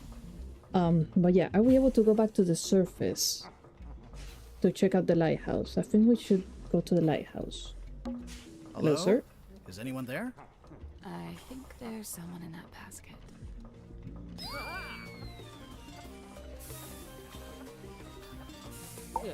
Oh boy. What on earth are you doing? Ah, customers! Come in, and welcome to Mr. Grip's Emporium. Wait, what? I guess he's Mr. Grip. What's that? You'd like a succinct yet exhaustive rundown of our operational philosophy? I don't think I said that. Here at Mr. Grip's, we plot the unplottable, chart the unchartable, and measure the unmeasurable. No sea too vast, no night too dark, no fog too thick. With the right contraption in your pocket, even the great unknown may be quantified and calculated. So fret not, noble navigator, as we stock all the essentials. I kind of like him. Okay, so you can sell us... Why do we need... We don't even have money. Grandma, you don't have any money? I don't have any gold coins, no. We're poor. Hello? We can... Okay, he's... Sir? Okay. We cannot escape. Okay, so we... what do we need? A chart, a compass. Let's... I'm sorry, you can't afford this item. Yeah, because I have no money, but you won't let me exit. I don't want it. It's not letting me... I'm afraid you don't have enough money. No, really? I know! I'm not trying to buy anything! I just want to leave! Apologies, you can't afford that one. Ugh. Mr. Grip, we're not customers. We're detectives. Thank We need to goodness. talk to you. Oh. Why didn't you say so? You're gonna let me... What is it you wanted to know? Okay. Can I get your full name? Godric Grip of Mr. Grip's Emporium. And that's this little shop you run down here in the engine room, for some reason. This is merely the newest branch. The flagship site is back in Circuum-on-Sea. Yeah, we saw it. It's all boarded up. Yes, well, I can't make a living selling compasses to the ghosts in a ghost town, can I? So that's what you do? Sell compasses? Seems kinda niche. We buy, sell, and service all manner of nautical navigation equipment. What's that? Ah, yes, we also provide cartographic consultation. We'll analyze and decipher any map, all for a low, low fee. Some maps may be invalid. Fee to be decided on a case-by-case basis. Sorry, did you just talk to your stick? You mean Let's Cornelius go with it. Kane? And Cornelius he's Kane. giving I me- love it. I Great. love it. Don't ask any follow-up questions. Maybe he'll let us move on. Gosh. What? You already went? Oh, good lord. Now both of them want my attention. Jeez. Okay, boys. Not yet. Okay? I want to at least meet the entire cast. And then we can... Then I can end the stream, I guess. Wait, what? Oh, lord. Why?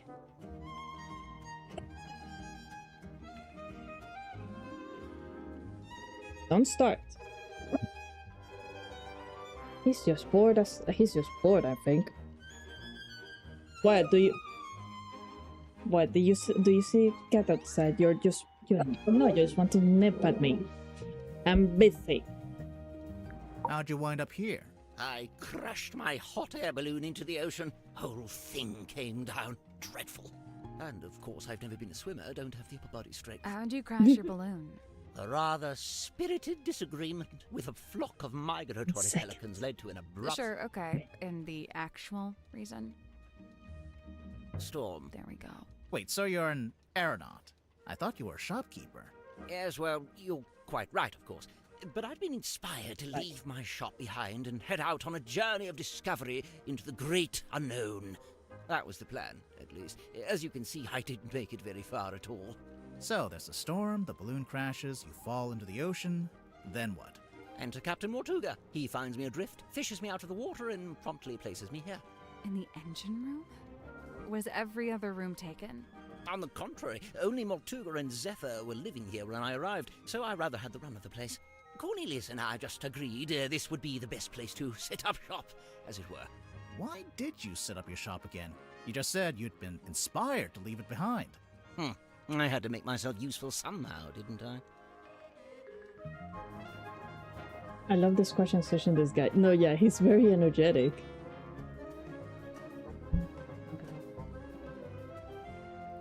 Don't you dare. I see you thinking, don't you dare. If you stretch your injury... Do I need to close the door? Hush. It's not even close to dinner time. Why are you so energetic now? Jeez. Let's see. I'd taken Cornelius up to the mess hall. Poor fellow needed a little repair work, you see. Were you alone up there? Aside from Cornelius, I mean. No, Werman was there, working away on his typewriter. Then, all of a sudden, somebody new came down the ladder. A woman by the name of Mariana Moon. Werman and I conversed with her for a few minutes before Mortuga himself entered the room. He passed through towards the child's room and the storeroom, but before he left, he asked us to provide Mariana with a tour of the submarine. Werman feigned a sudden fatigue and slithered off back to his room, leaving me as the solitary tour guide. You do kinda look like a tour guide, to be honest. Yes, well, I won't bore you with a blow-by-blow. I'm sure Mariana will cover that in her statement. Suffice it to say, we ended up in the bilge at the very back of the submarine. And there we were, standing in the dark, when all of a sudden, a voice echoed down from above. Mortuga's voice? No, a young woman's, possibly two different women. The voices were followed by the sound of a blade, and finally a dull thud, like something hitting the ground. Blade. Sounds like a murder to me. What did Mariana make of all this? Well, apparently satisfied by our impromptu eavesdropping session, she made her farewells and left. You didn't go with her? No, I stayed a little longer. Did you hear any other weird noises? I did. First, the sound of the storeroom door wrenching open and then closing again. Secondly, some kind of short, heavy scrape, mechanical. And finally, a dull thud, like something hitting the ground. Sorry, again? How many murders were there? I didn't really know what to do with myself after that, but an unexpected lurch of the submarine caused me to very nearly topple over into the bilge water. So I decided to take my leave and return to the safety of my engine room. You didn't want to go upstairs and see what was going on? I certainly thought about it. Ultimately, I think it came down to cowardice on my part. You didn't want that's to called run being to the smart, sir. murderer. So, let's see. I was sat there, feeling rather pathetic, when Cynthia appeared in my doorway. What did she want? Well, she had a compass she wanted me to fix. I agreed to take a look at it for her. But that wasn't the end of it. She then told me she'd been asked to bring me upstairs, along with everyone else. And so, after fetching Mariana from next door, the three of us went up to the storeroom. I saw Mortuga's body laying on the floor, saw the cut across his neck. The cowardice I'd felt before, compounded. The tadpole spoke to the room. She wanted a confession, or even just an explanation. It goes without saying that nobody was willing to offer one. Really, that's the end of it. After that, several things happened very quickly. Cynthia became captain, decided to bring in a detective. You two arrived, and here we are. All right.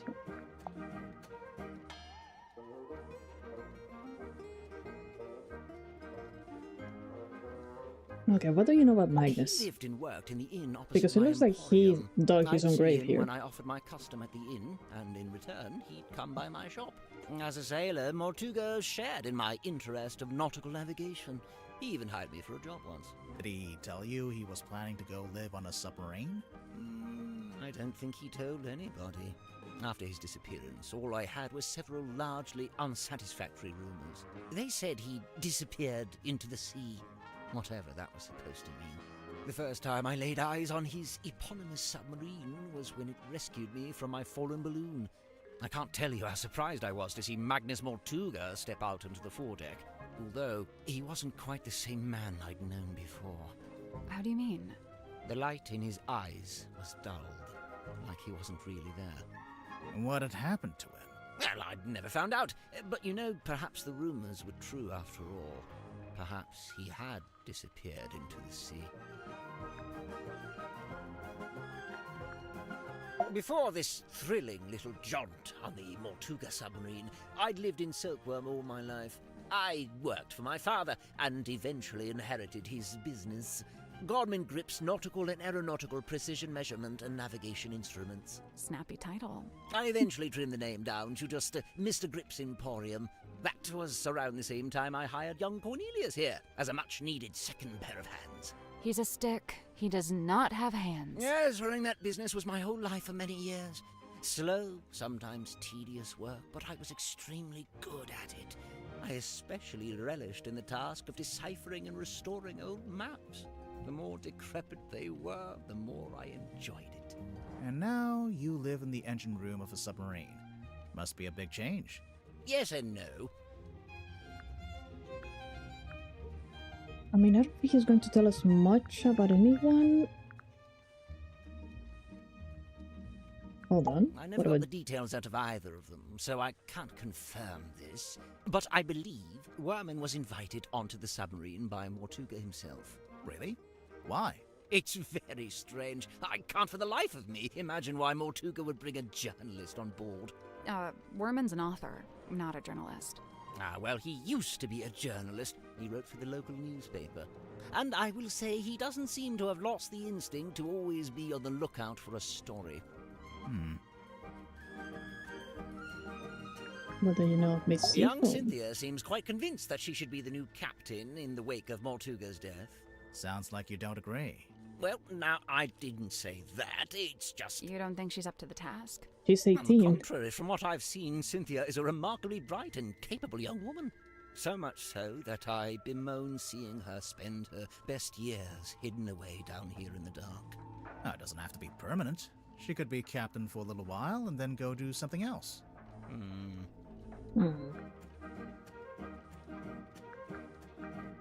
I will say, in the last day or so, the symmetry does seem particularly somber. Because of Mortuga's death?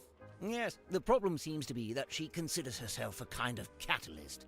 Does she? Why? Well, I believe she'd been working on some new project, and shortly before Mortuga died, Symmetry shared this project with him. And? And then he dies. It's probably just bad timing. What kind of project was it? I really have no idea. What's that? Oh, yes. Cornelius tells me he saw Symmetry drawing something while in the mess hall. A poster, apparently? Yeah, we have seen that. You know, What about Moon? there was something I noticed while giving Mariana a tour of the submarine.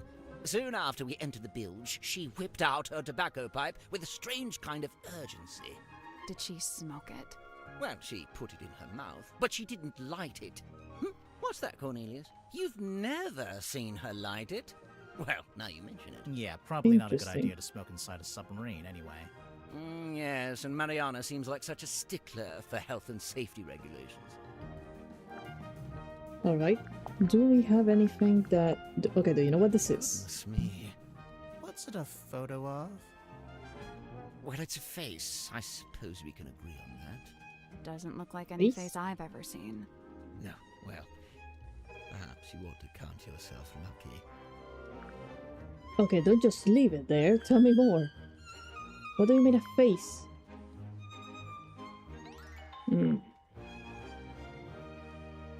Let's see, what else should I show him? Maybe this? Yes. Can't really miss it, can you? It's creeping me out, but I really want to know what it is. I wouldn't lose sleep over it if I were you. This guy's telling me nothing. So what's the deal with this cauldron? I've no idea. Really? I figured you've been here a while. Surely Mortuga would have mentioned it? He never did. Seems like he was keeping it secret. From who? From everyone.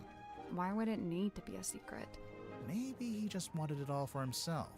Yeah, whatever was in there, I mean. It wasn't really Mortuga's modus operandi to be selfish like that. Quite honestly, it's more likely to be the exact opposite. What, so keeping it secret was him being selfless, somehow? Like if it was dangerous. He kept it hidden as a way of keeping you all safe.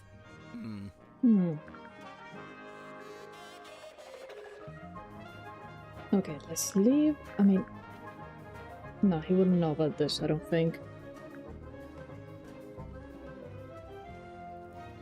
This I want to show to the other people before I go. I wonder if Mariana would let us take a closer look at that pipe of hers. It can't hurt to ask. Let's go later, because I don't want to meet the entire cast. Because it looks like this is going to be a pretty long story, so... It's a big compass. Is this the broken one? I believe it is. A broken compass that is in the process of being fixed. It was on display on the grip shop. Wait. Is that it? Alright. Sail on now. Can I buy something with my wages? We don't get paid until we solve the mystery. What if we don't solve it? Do I still get paid? No. Grimoire? Sorry, Sally.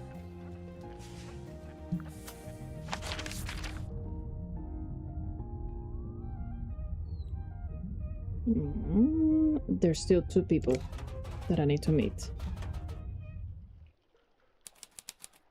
Bilge. It is super dark. It's almost pitch black in here. I'm guessing you didn't bring a flashlight. There is something. There's no first. Let me see. Do I have anything?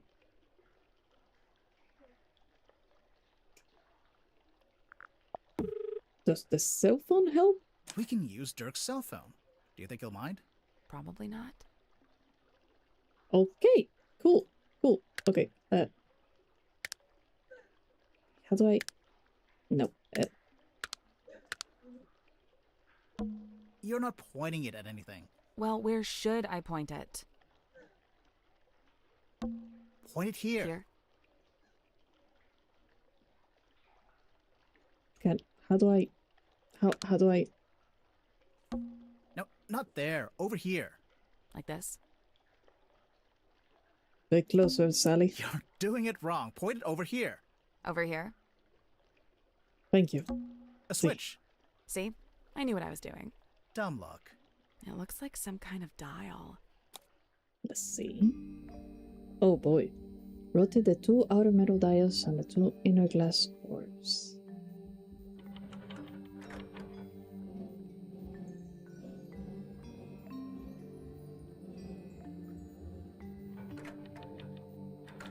Okay, so I'm guessing we have to match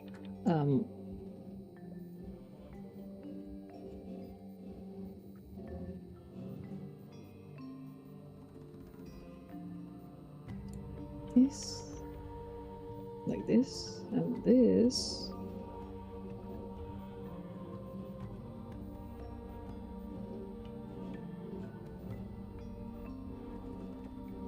This one's a bit harder.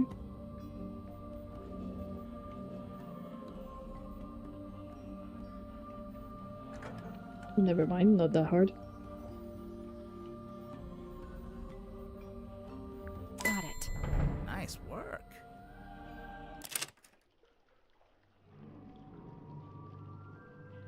Who let the water inside the submarine? That's not good. What is that?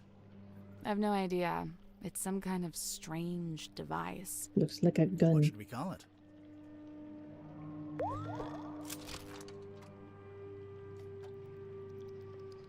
Ghostbuster gun. An unidentified device found floating in the bilge water.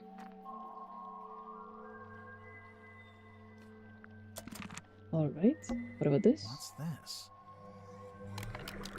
Oh, an ID?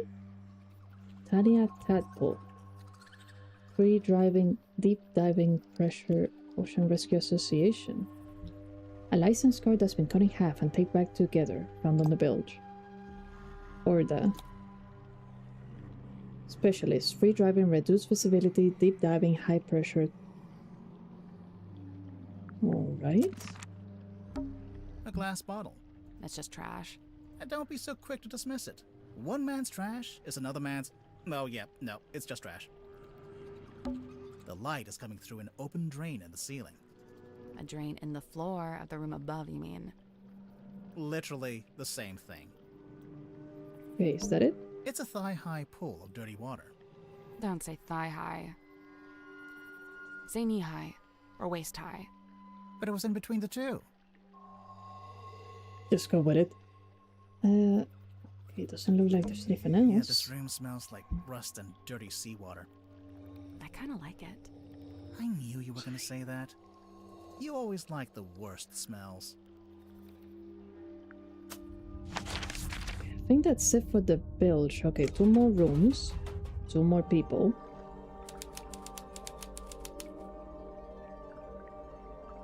Airlock Grotto. This is a very nice room, ma'am. Hello. Hey, it's me, Madam Tadpole. Yep, that's my name. First question. Go. Are you a mermaid, or what's the deal? Straight to the point. Great I like question. Half mermaid. The top half, obviously. From the waist up, all mermaid. And as you can see, I have the legs of an ordinary human woman. An ordinary human woman? Who happens to be an Olympic-level swimmer. Second question. Go. I like this one. I really like this one. So, Madam Tadpole, you're a professional swimmer? Or a professional mermaid? I'm not a professional anything, not anymore. I'm done with all that. Do you have gills? Nope, it's a tattoo. Sorry to disappoint. Darn it. It's cool. Why'd you get it? I've always been real good at holding my breath underwater, like scary good. The other kids used to call me Fish Girl. Ah, kids can be mean. I'd say they had it right. How come you're here on the submarine? Okay, so I like to go diving. In the sea, deep. Oh, like with an oxygen tank and a mask? No. I don't use any of that stuff. Anyway, so one time I went too deep. I wasn't going to come back up. I was pretty much done for. Oof. Somehow Magnus found me, pulled me into a submarine. He brought me back I owe him my life. Wait, so are you from Silkworm? Were you living in the town? Nope, I'm from far away. Then how come you were diving into this bit of ocean? Oh, well, yeah, I was visiting the town. For work. What kind of work? Performance art. Kinda. Like I said, I'm done with all that. So, Mortuga saved you from drowning, and you just decided to stay? It's where I belong. The ocean. I had my fill of living on land. I've got no interest in going back. Looks like you've made yourself pretty comfortable down here. Magnus offered me one of the bunk rooms, but I turned him down. Man, this And guy's yeah, just over time, I turned the airlock like into a adopting nice people little left and home right. for myself. Where did you get all this stuff? The mirrors, the bottles. Shipwrecks, shipping containers, you name it. If it falls into the ocean, I consider it fair game. You go swimming out in the actual ocean. Of course. Isn't it cold? And what about the water pressure? What about him? That's for other people to worry about. So, how do you get out into the sea? Or do you just go from up on deck? See that hole in the middle of the room? Leads down into a big old water tank with a door that leads outside. I go out into the ocean every single day. Jeez, I'm impressed. Like I said, this is where I belong. How long have you been living here? I stopped worrying about times and dates. It doesn't mean much down here. But I know I arrived after Sim and before Dirk. Do you get on with the other suspects? Oh, sure. It's a nice group. I was closest with Magnus, though. He was one of a kind. I knew she's in love, or she was in love with Magnus. I remember the sub did a weird kind of tilt. Don't know what it was, but anyway, it woke me up. So yeah, I'm trying to go back to sleep, but I can't because now there's all these footsteps outside my room. I get up and check outside. Nothing. So I check the bilge. Was anyone in there? No, but something's dripping into the water. I get a closer look and it's blood coming through the drain that connects to the room above. So I head up there to check. The door's locked. I open it up. You unlocked it? How? By turning the wheel. So okay, I guess it's not really locked. More like shut. Could anyone turn that wheel? Probably not. It takes some upper body strength. I go inside, and that's when I find him. Dead. Killed, looks like. I get angry. I'm out for revenge. I gotta find the guy who did it. So I run to the mess hall. Nobody. Climb up to the parlor. Nobody. Then I notice the hatch up to the foredeck was left open. Someone's making an escape, I think. Cowardly. I go up on deck. Nobody. I look across to the aft deck. Let me guess. Nobody. Nah, there was a demon. Yep. Glowing eyes, single horn coming out of the head, like an antler, kind of. Was it a person? I don't know, maybe. It was dark. I could only really make Like an out the antler. eyes, and it wasn't looking at me. It was looking out to the side, at the ocean, I guess? Then it starts talking. What did it say? No idea. Alien language. What? Okay, even I'm making notes now. This is the best statement we ever got. Oh yeah, there was this big green light. Not sure where it was coming from, though. It can't be anything good, I figure. Better put a stop to it. So I took one of the oars off the old rowing boat and threw it. Hard. Direct hit. Its head came off, pretty sure. I saw it fall into the ocean. Suspect That's what fell through the vanquishes window. Demon with improvised javelin. After that, the green glow went away, so now it's too dark to see anything. I want to be sure, so I jump off the side and swim over to the aft deck. But nope, nothing. Then I dive down past the back of the sub to take a look around. Did you see anyone?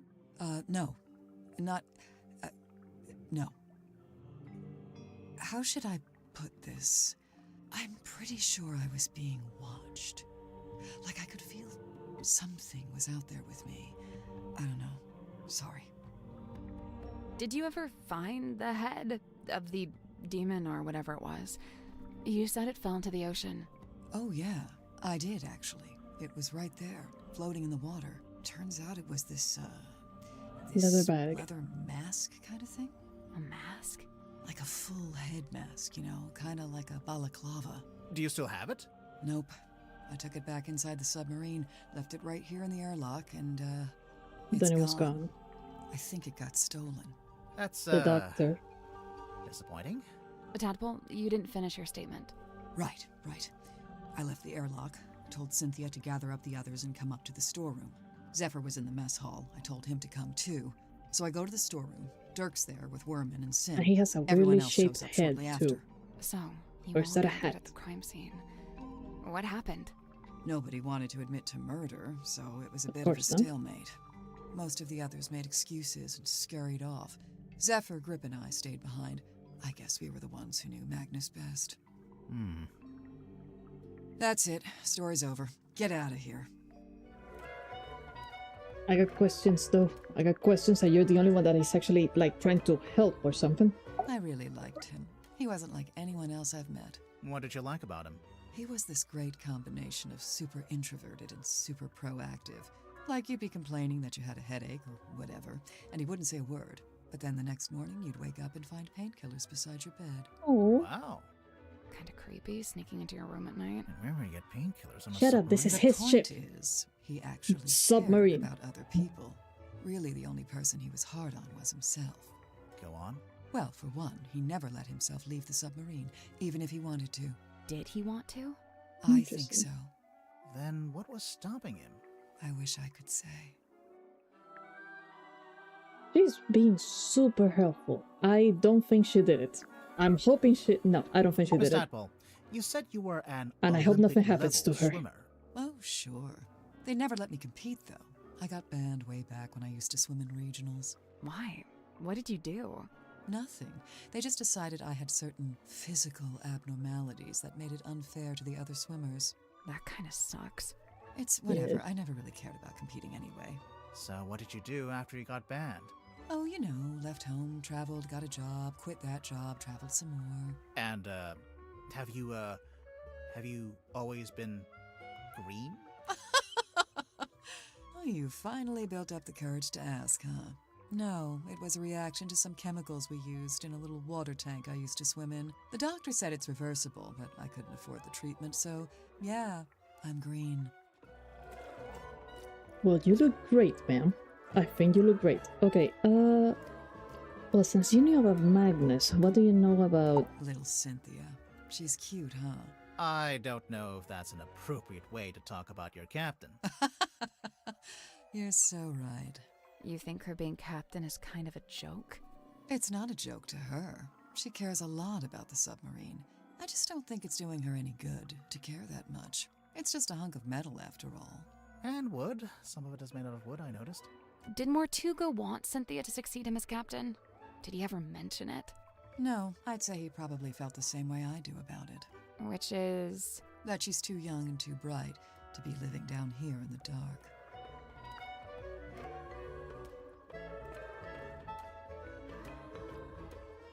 So you came after Symmetry, but before Dirk. Sim's What do you know quite of Sim? delicate. She's got some real self-worth issues. She's kinda eerie. Mm-hmm.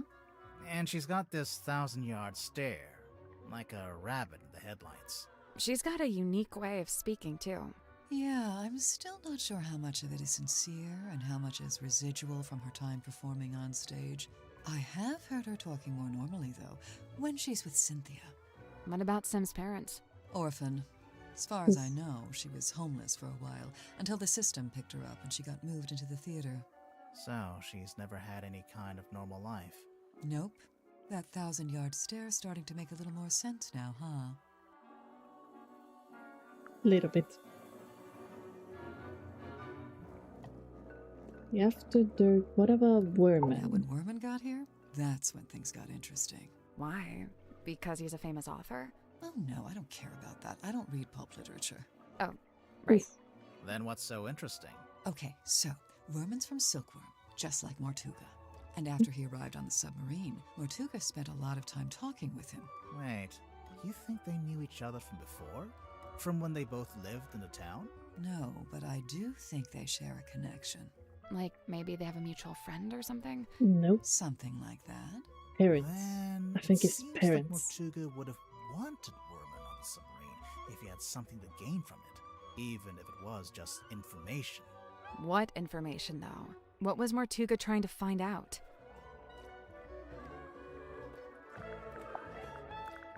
Let's see. Do you know what this is? Looks broken. Does it? How can you tell? I just assumed it was waterlogged from the bilge water. How did you know we found it in the bilge? Because it smells, and it's still wet. Oh yeah. Ew. Sally, you take it. I don't want it. Ugh, you keep it. Okay, so nothing there. This is Hey, yours. Where did you, Does this belong to you? We found it in the bilge. You dropped it, maybe? Ocean Rescue Divers Association. Is this an organization you used to work for? maybe? And that's it. Gosh darn it, woman, come on. We were doing so good. Okay, what about this? Apple, is this a photo of you? Why'd you say that? It's an underwater photo. Where? And it kind of looks like a woman's face. I just thought... All mysterious underwater women look alike. How does that look like a face? No, I'm kidding. For the record, I don't think it looks like you. Right. It doesn't. In fact, it doesn't look like anyone. Great. Great. Okay, what if I show her this? Silkworm on sea. Let's see. Magnus, Grip, Worman, Cynthia. Oh, and Sim. Those 5 are from the town. Or they lived there for a while at least. You think they all knew each other from before the submarine? Magnus and Grip knew each other, I think. They lived opposite, see? Oh, yeah.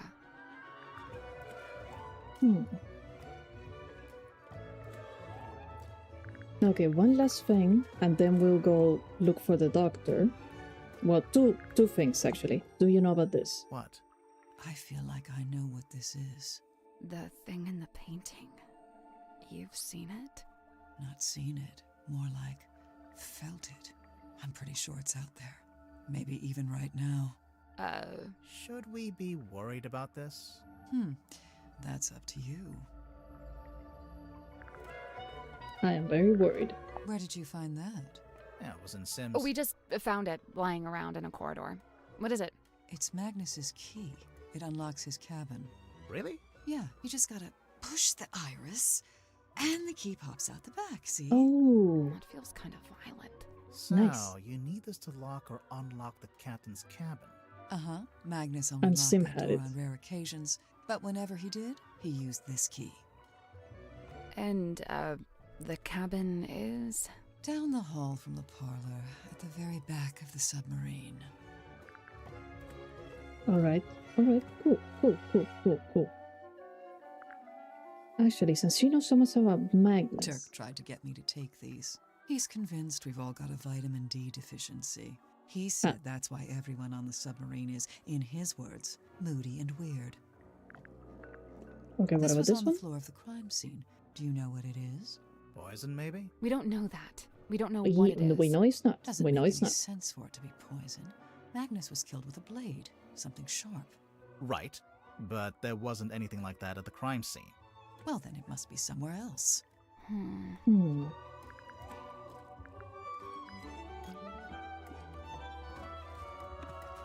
The boy is going to make a comeback later, but let's leave that.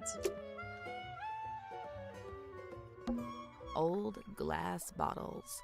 Looks like they've all been salvaged from the ocean. Hey, this one has a message inside. Oh, that's it. It's a newspaper. A glass bottle messily sealed with wax. A sheet of paper rolled up inside. Curse of the Cauldron. A small room within the bowels of the ship. His lifeless body lies in the shadow of an ancient stone cauldron. The cauldron's heavy iron lid has never been unlocked. It has never opened.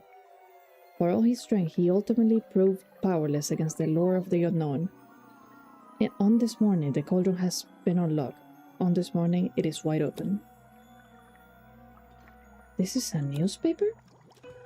Curse of the Cauldron. That is very interesting. Is someone trying to make a story coming to life? Alright, let's stash that away. It's a diving helmet. One of those old, heavy ones. You think it's a safe? Nah, looks pretty dangerous. A safe. Oh! Oh, we can open it. Alright. Drag the diving helmet to rotate it. Oh dear. So... Oh, this is another interesting puzzle. How am I supposed to figure out this one? Okay, That's hold not on. it. There are 9 dials placed around the diving helmet, Uh-huh. and each one can be set to one of 4 different angles. That doesn't help.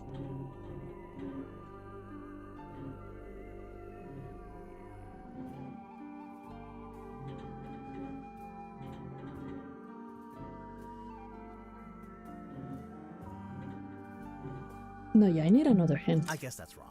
The dials are connected by little pipes along the surface of the diving helmet. Uh-huh. Specifically, the pipes attached to one of the 4 quadrants of each dial, each of which is bearing a symbol. Still not a good enough clue on how...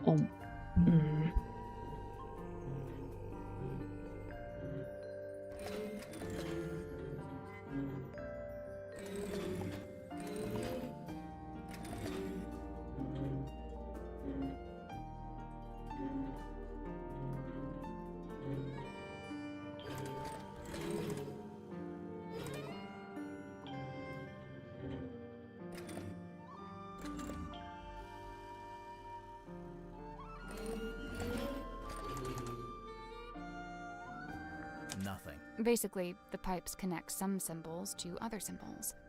Right. We just need to rotate the dials so all the connected symbols match. Oh, there we go. So all of them match. Okay.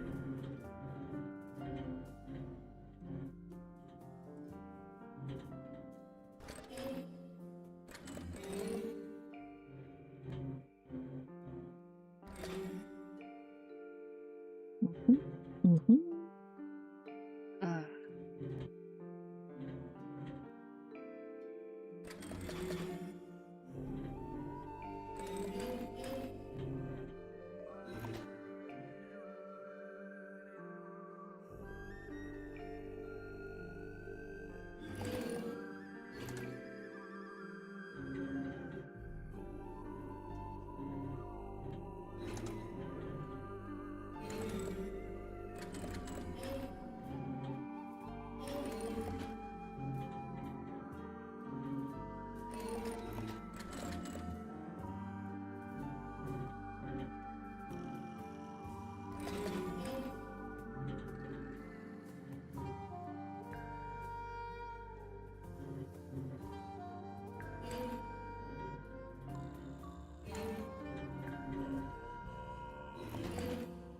Oh, that was it. Got it. Nice work. What's inside? A journal. A pocketbook. A rugged, blood-stained pocketbook. It was hidden in the airlock. Why do you have this, ma'am? Of course. Okay, we need a... Yeah, I don't know. Cool. Okay, so we need a hint for that.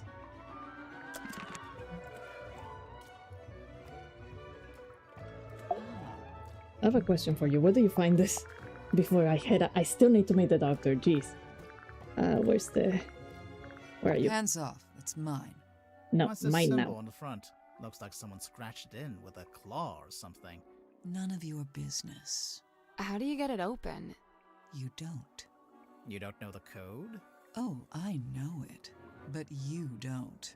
Is it your phone number? Your birthday? Name of your childhood pet? Sally, it's a Birthday. number. Oh, yeah.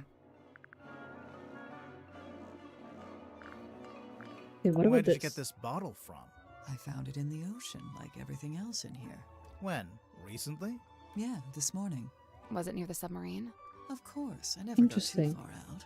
Are you gonna open it up? No way, it's a message in a bottle. If I opened it, it'd just be a message and a bottle. Not nearly as interesting. Fair enough, fair enough. Tadpole didn't give us the code for the pocketbook. I noticed. So what now? We find more clues. Maybe someone else will know it. Excuse me. Yeah, I doubt it. How about this? If we ask everyone and nobody knows it, we can break it open. Fair enough. Ooh. I knew that would cheer you up. I do kind of want to see what's on that piece of paper. I can read it just fine. But what if there's something on the back? Mm-hmm. So what, you want to break it open? Maybe, yeah. Hey, I don't go around breaking your stuff. Darn it.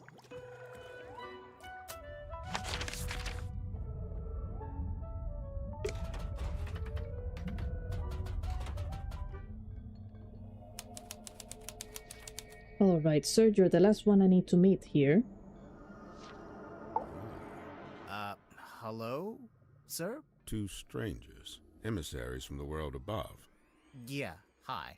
I'm Detective Grimoire, and this is Sally. State your business, and speak only the truth. Well, we're here on the request of the captain. Impossible. The captain is dead. Unless you received a missive from beyond the veil. I should have foreseen this. That's a lot of Now eyes you that I'm got there, faced sir. with it seems inevitable. No, sorry, she meant the new captain. Captain Seafoam. Cynthia. She's asked us to investigate the murder of Magnus Mortuga. We have to talk to all the suspects. Speaking of, can I ask your name? Zacharias Zephyr, the Dream Doctor. A dream doctor? I don't think I've met one of those before. That is correct. You have not. I alone hold the title. Because you made it up? That is correct. Very nice. Very nice. So, The only professional in the Dr. field. Zephyr, what does a dream doctor do exactly? He studies the parapsychological qualities of dreams. Parapsychological? Yeah, that's like psychics and telepathy and stuff, isn't it? How does that relate to dreams? Dreams are transmissions comprised of spirit energy from another dimension. Oh, sure. I mean, that's common knowledge. What kind of other dimension? Spirit energy originates in the spirit realm, of course. Like the afterlife? That is but one of many names. So, have you made any kind of discoveries or breakthroughs? Nothing I can meaningfully explain to you in your current state. What about all this stuff in here? What does it all do? Specialist instruments, most of them too complex or too subtle for you to comprehend. I don't know. It mostly looks like a bunch of old junk. It is an unrivaled collection of rare artifacts. Alright, what's the rarest thing you've got? My rarest items are not for the viewing public. Okay, now I have to see what they are. The pull of the unknown. We're going to snoop I around. realized I should have lied and showed you something of middling rarity to throw you off the scent. Lesson learned, huh? How come there's a room like this in the submarine anyway? When I arrived, it was but a simple infirmary. After I set up my equipment, we renamed it the Dream Chamber. And how long have you been here? I was the first person to be invited on board. I joined Magnus here shortly before the submarine's maiden voyage. So, presumably, Hey, you why? know why Mortuga became a submarine captain? Why? Yeah, like, Yeah, why? where was he going? What was he doing? He simply told me he'd acquired a submarine and would be living in it for an undisclosed amount of time. That's all he told you? Yet surely there was more to it. I don't doubt it.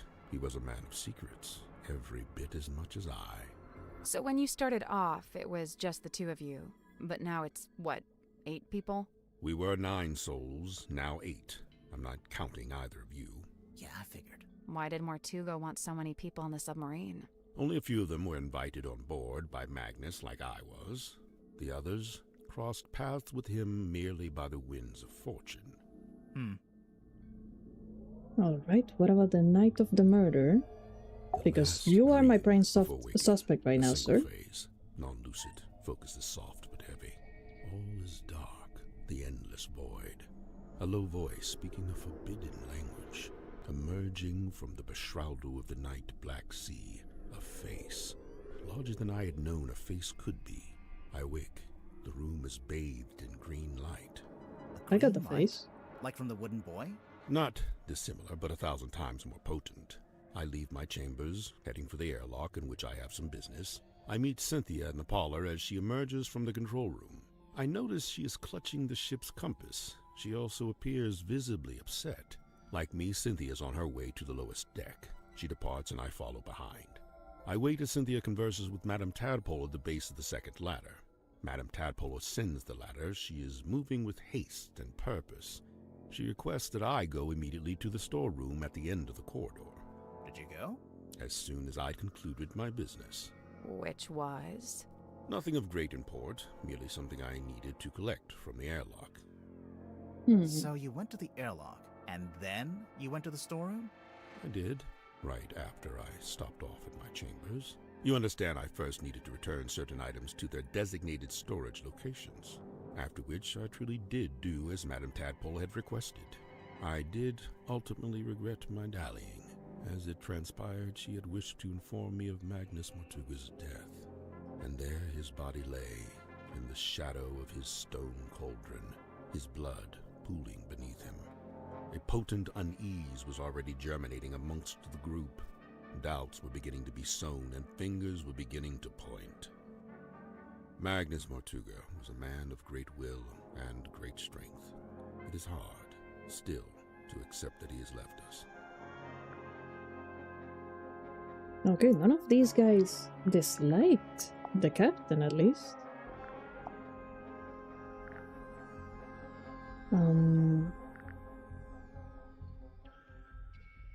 Well, you are a doctor. Dr. Zephyr, is this yours? I don't immediately recognize it. You sure? It really looks like something that had belonged to you. Of course, I do concede that I have many similar bottles here in my dream chamber. And? So it's wholly possible that it originated in my collection. Nice answer. Totally non-committal.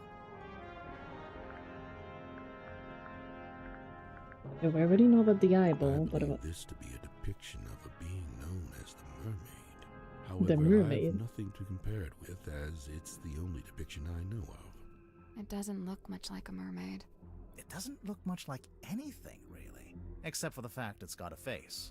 At least, I think that's a face.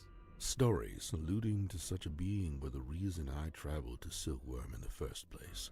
However, I was disappointed to discover that nobody in town seemed to know what I was talking about. It seems to be a secret held by only a very select few. Interesting, interesting. This I want to ask what's his name again? Grip about this. What else can I ask the doctor about? Bottled sunlight. It appears somebody's looking to protect themselves from vampires. There's no vampire on board, is there? Of course not. What about Mortuga? I'll admit, it was a rumor for a time. Alright, interesting. Captain's log, golden locket, contract commands. How did you meet Mortuga? It was on my first visit to Silkworm many years ago. I was merely passing through, so I stayed at the inn where Magnus was working at the time. So Mortuga was just an innkeeper at this point? Not even. The innkeeper was a woman named Felicia Stonetop. Magnus merely worked under her charge. The two of them split their time between running the inn and running a small sailing ship. Sounds like quite a nice life. Jesus. Okay, what about... It is hypothesized Mariana? that Miss Moon was embroiled in some form of deal with Magnus Mortuga. What kind of deal? What would she give him? Money? His heart beat not for money and things. What did it beat for? People. Kinship. So, Mariana gave him a person? Maybe information about a person. Or yes. how to find a person.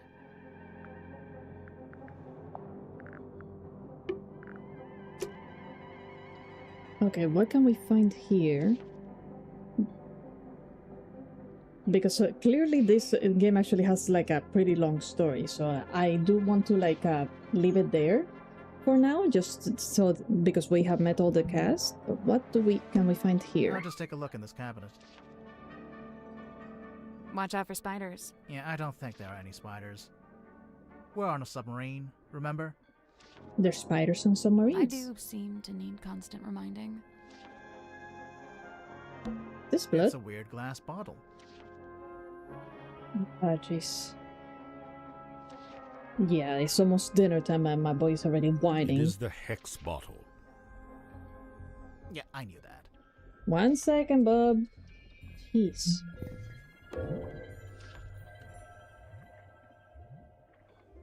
It's moving. The thing is moving.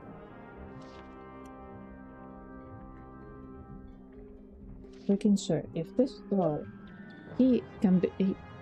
He's so freaking dramatic, I freaking swear. A glass bottle with a strange object floating inside it was found in the dream chamber. A floral smell is gently emanating from within the bottle. It's moving, sir. The places is that?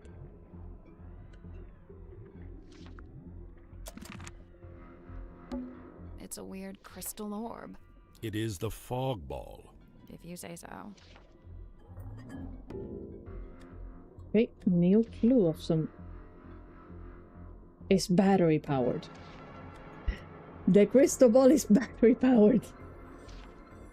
Something swirling around inside it. Yep. Yep. It's a battery. Okay, give me that. Okay, what about What's this? on those wall charts? Sacred geometry. Is that a heavy metal band? I mean, probably. Probably. This is a good name for a band. Okay, what about The these? cabinet's full of scrolls, but Can't think of an excuse not to read them. they're too fragile, maybe? Yes. Hell, just say they're blank. No one will know. Fair enough. What about A these? set of small glass bottles. Poison? Might just be perfume. I'll meet you in the middle at poisoned perfume. Let's look closer, and we have another one. Okay, so yeah. Let me see if I can solve this one.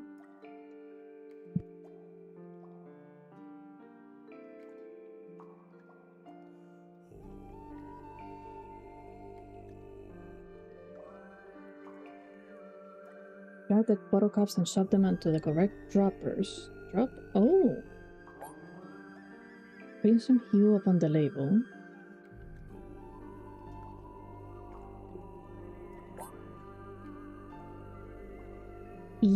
Irradiated with effervescence. What is that? Okay, exhales a curious vapor.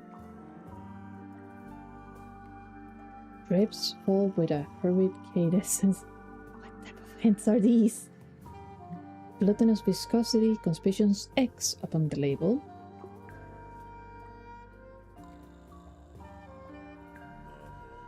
There's 3 with X's.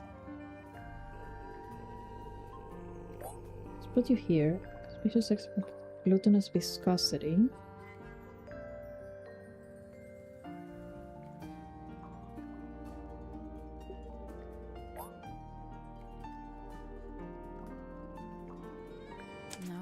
Nope. 6 bottles. Darn it. Each with a dropper and a cap on top of that dropper. Uh-huh. I guess each bottle has a specific cap that matches Yes, I get that.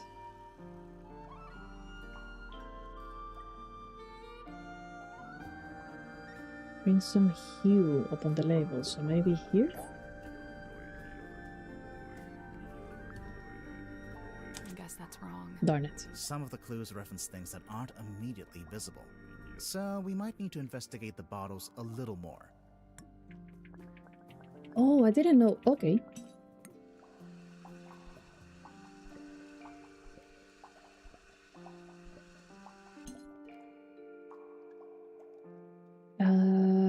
Okay, so this one goes here.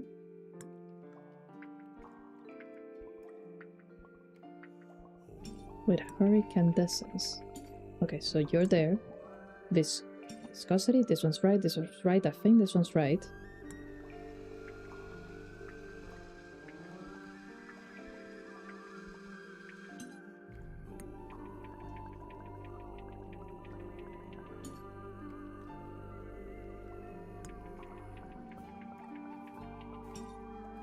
Hold on. This? Got it. Got it. Nice work. Is anything going to happen? Yep, we got books. The glass moved. Let's take a closer look at that bookshelf. This one's not really a book. I know, that's why I It want looks it. more like a magazine. Give it here. Caretakers Collective. Quarterly journal listings and inquiries. Hold on. A small booklet found on the bookcase of the drain chamber. Okay. Lillian's locket. The mermaid's tongue. His golden palm. The doctor has the palm. This is what Miss Tadpole found. Lillian's locket is what Sim has. I still haven't seen the skull, I don't think. Interesting. Caretakers Collective, Lillian's locket. Lillian Lucian is a witch of some infamy before her untimely end at the hands of a curse. Oh, maybe she was Sim's mom. Some say the locket protects from curses, others suggest it absorbs them, imbibing their power? Silver Snake Skull, the disembodied skull of the mysterious silkworm serpent. Notably, it has no eye sockets. Use discretion, as several high-quality fakes are in circulation. And it gives you ounces for some reason. The golden palm, made in an unknown material 90% similar to gold. The hand is said to be able to touch ghosts. The mermaid's tongue, said to facilitate communication with she who lies beyond the veil. Requires a special key to operate. Both key and the mermaid's tongue itself are rumored to be lost at sea. Name your price. Interesting. Divine Exolinguistics by Mary Morala. The Magician of the Soul by Annabelle August. The Seven Secrets of Onirology?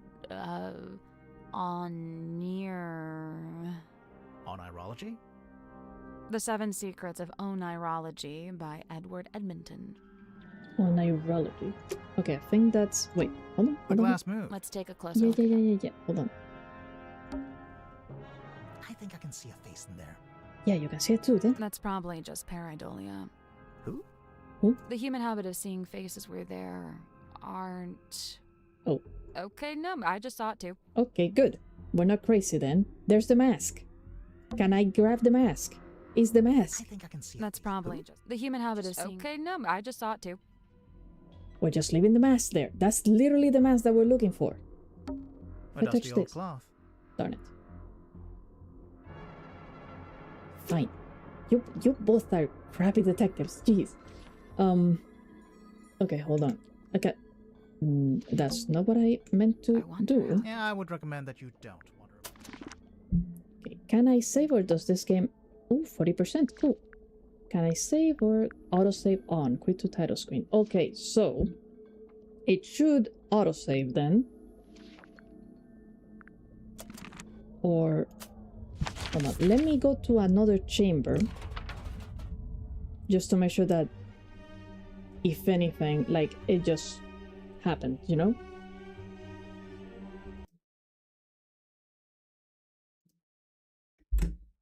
Okay, so yeah, I'm going to leave it there for the game because clearly it is a pretty long story, which is good. And I think we have met the entire cast. So yeah, I'm going to go ahead and leave it there. I need to figure out if we can go back into the surface at all because I think we should go to the lighthouse.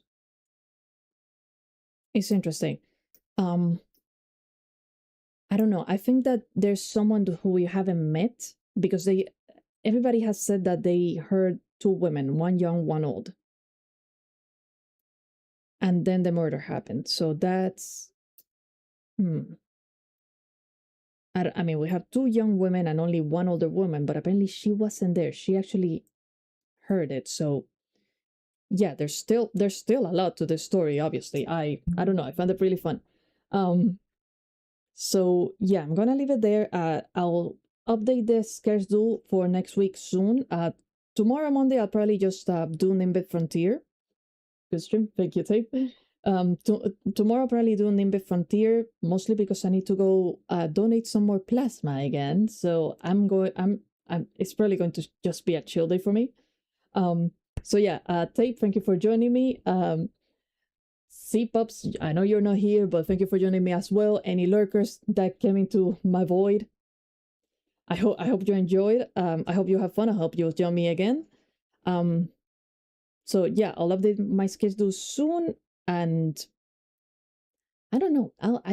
I'll see what I want to do for Hatoful Boyfriend. Like maybe I can squeeze it in on this week, or if not, then it's going to be the one that I play on Fridays after Strange Antiquities. Maybe I need to figure that out because I'm curious. Glad you like my acting. I mean, you're good. Like I'm not just saying it to be nice. I think you're really good. So yeah, just keep going, and trust me, you'll do fine. And if anything, remember, any games that you participate in, you can just drop them here on stream, and we can just, I don't know, give you a little bit more help, more eyes on, and because I play them on stream just for fun. But yeah, thank you all for joining me. Hope you had fun. Hope you have a nice rest of your day. Hope to see you again. Yeah. Goodbye. Have a nice night. Take care.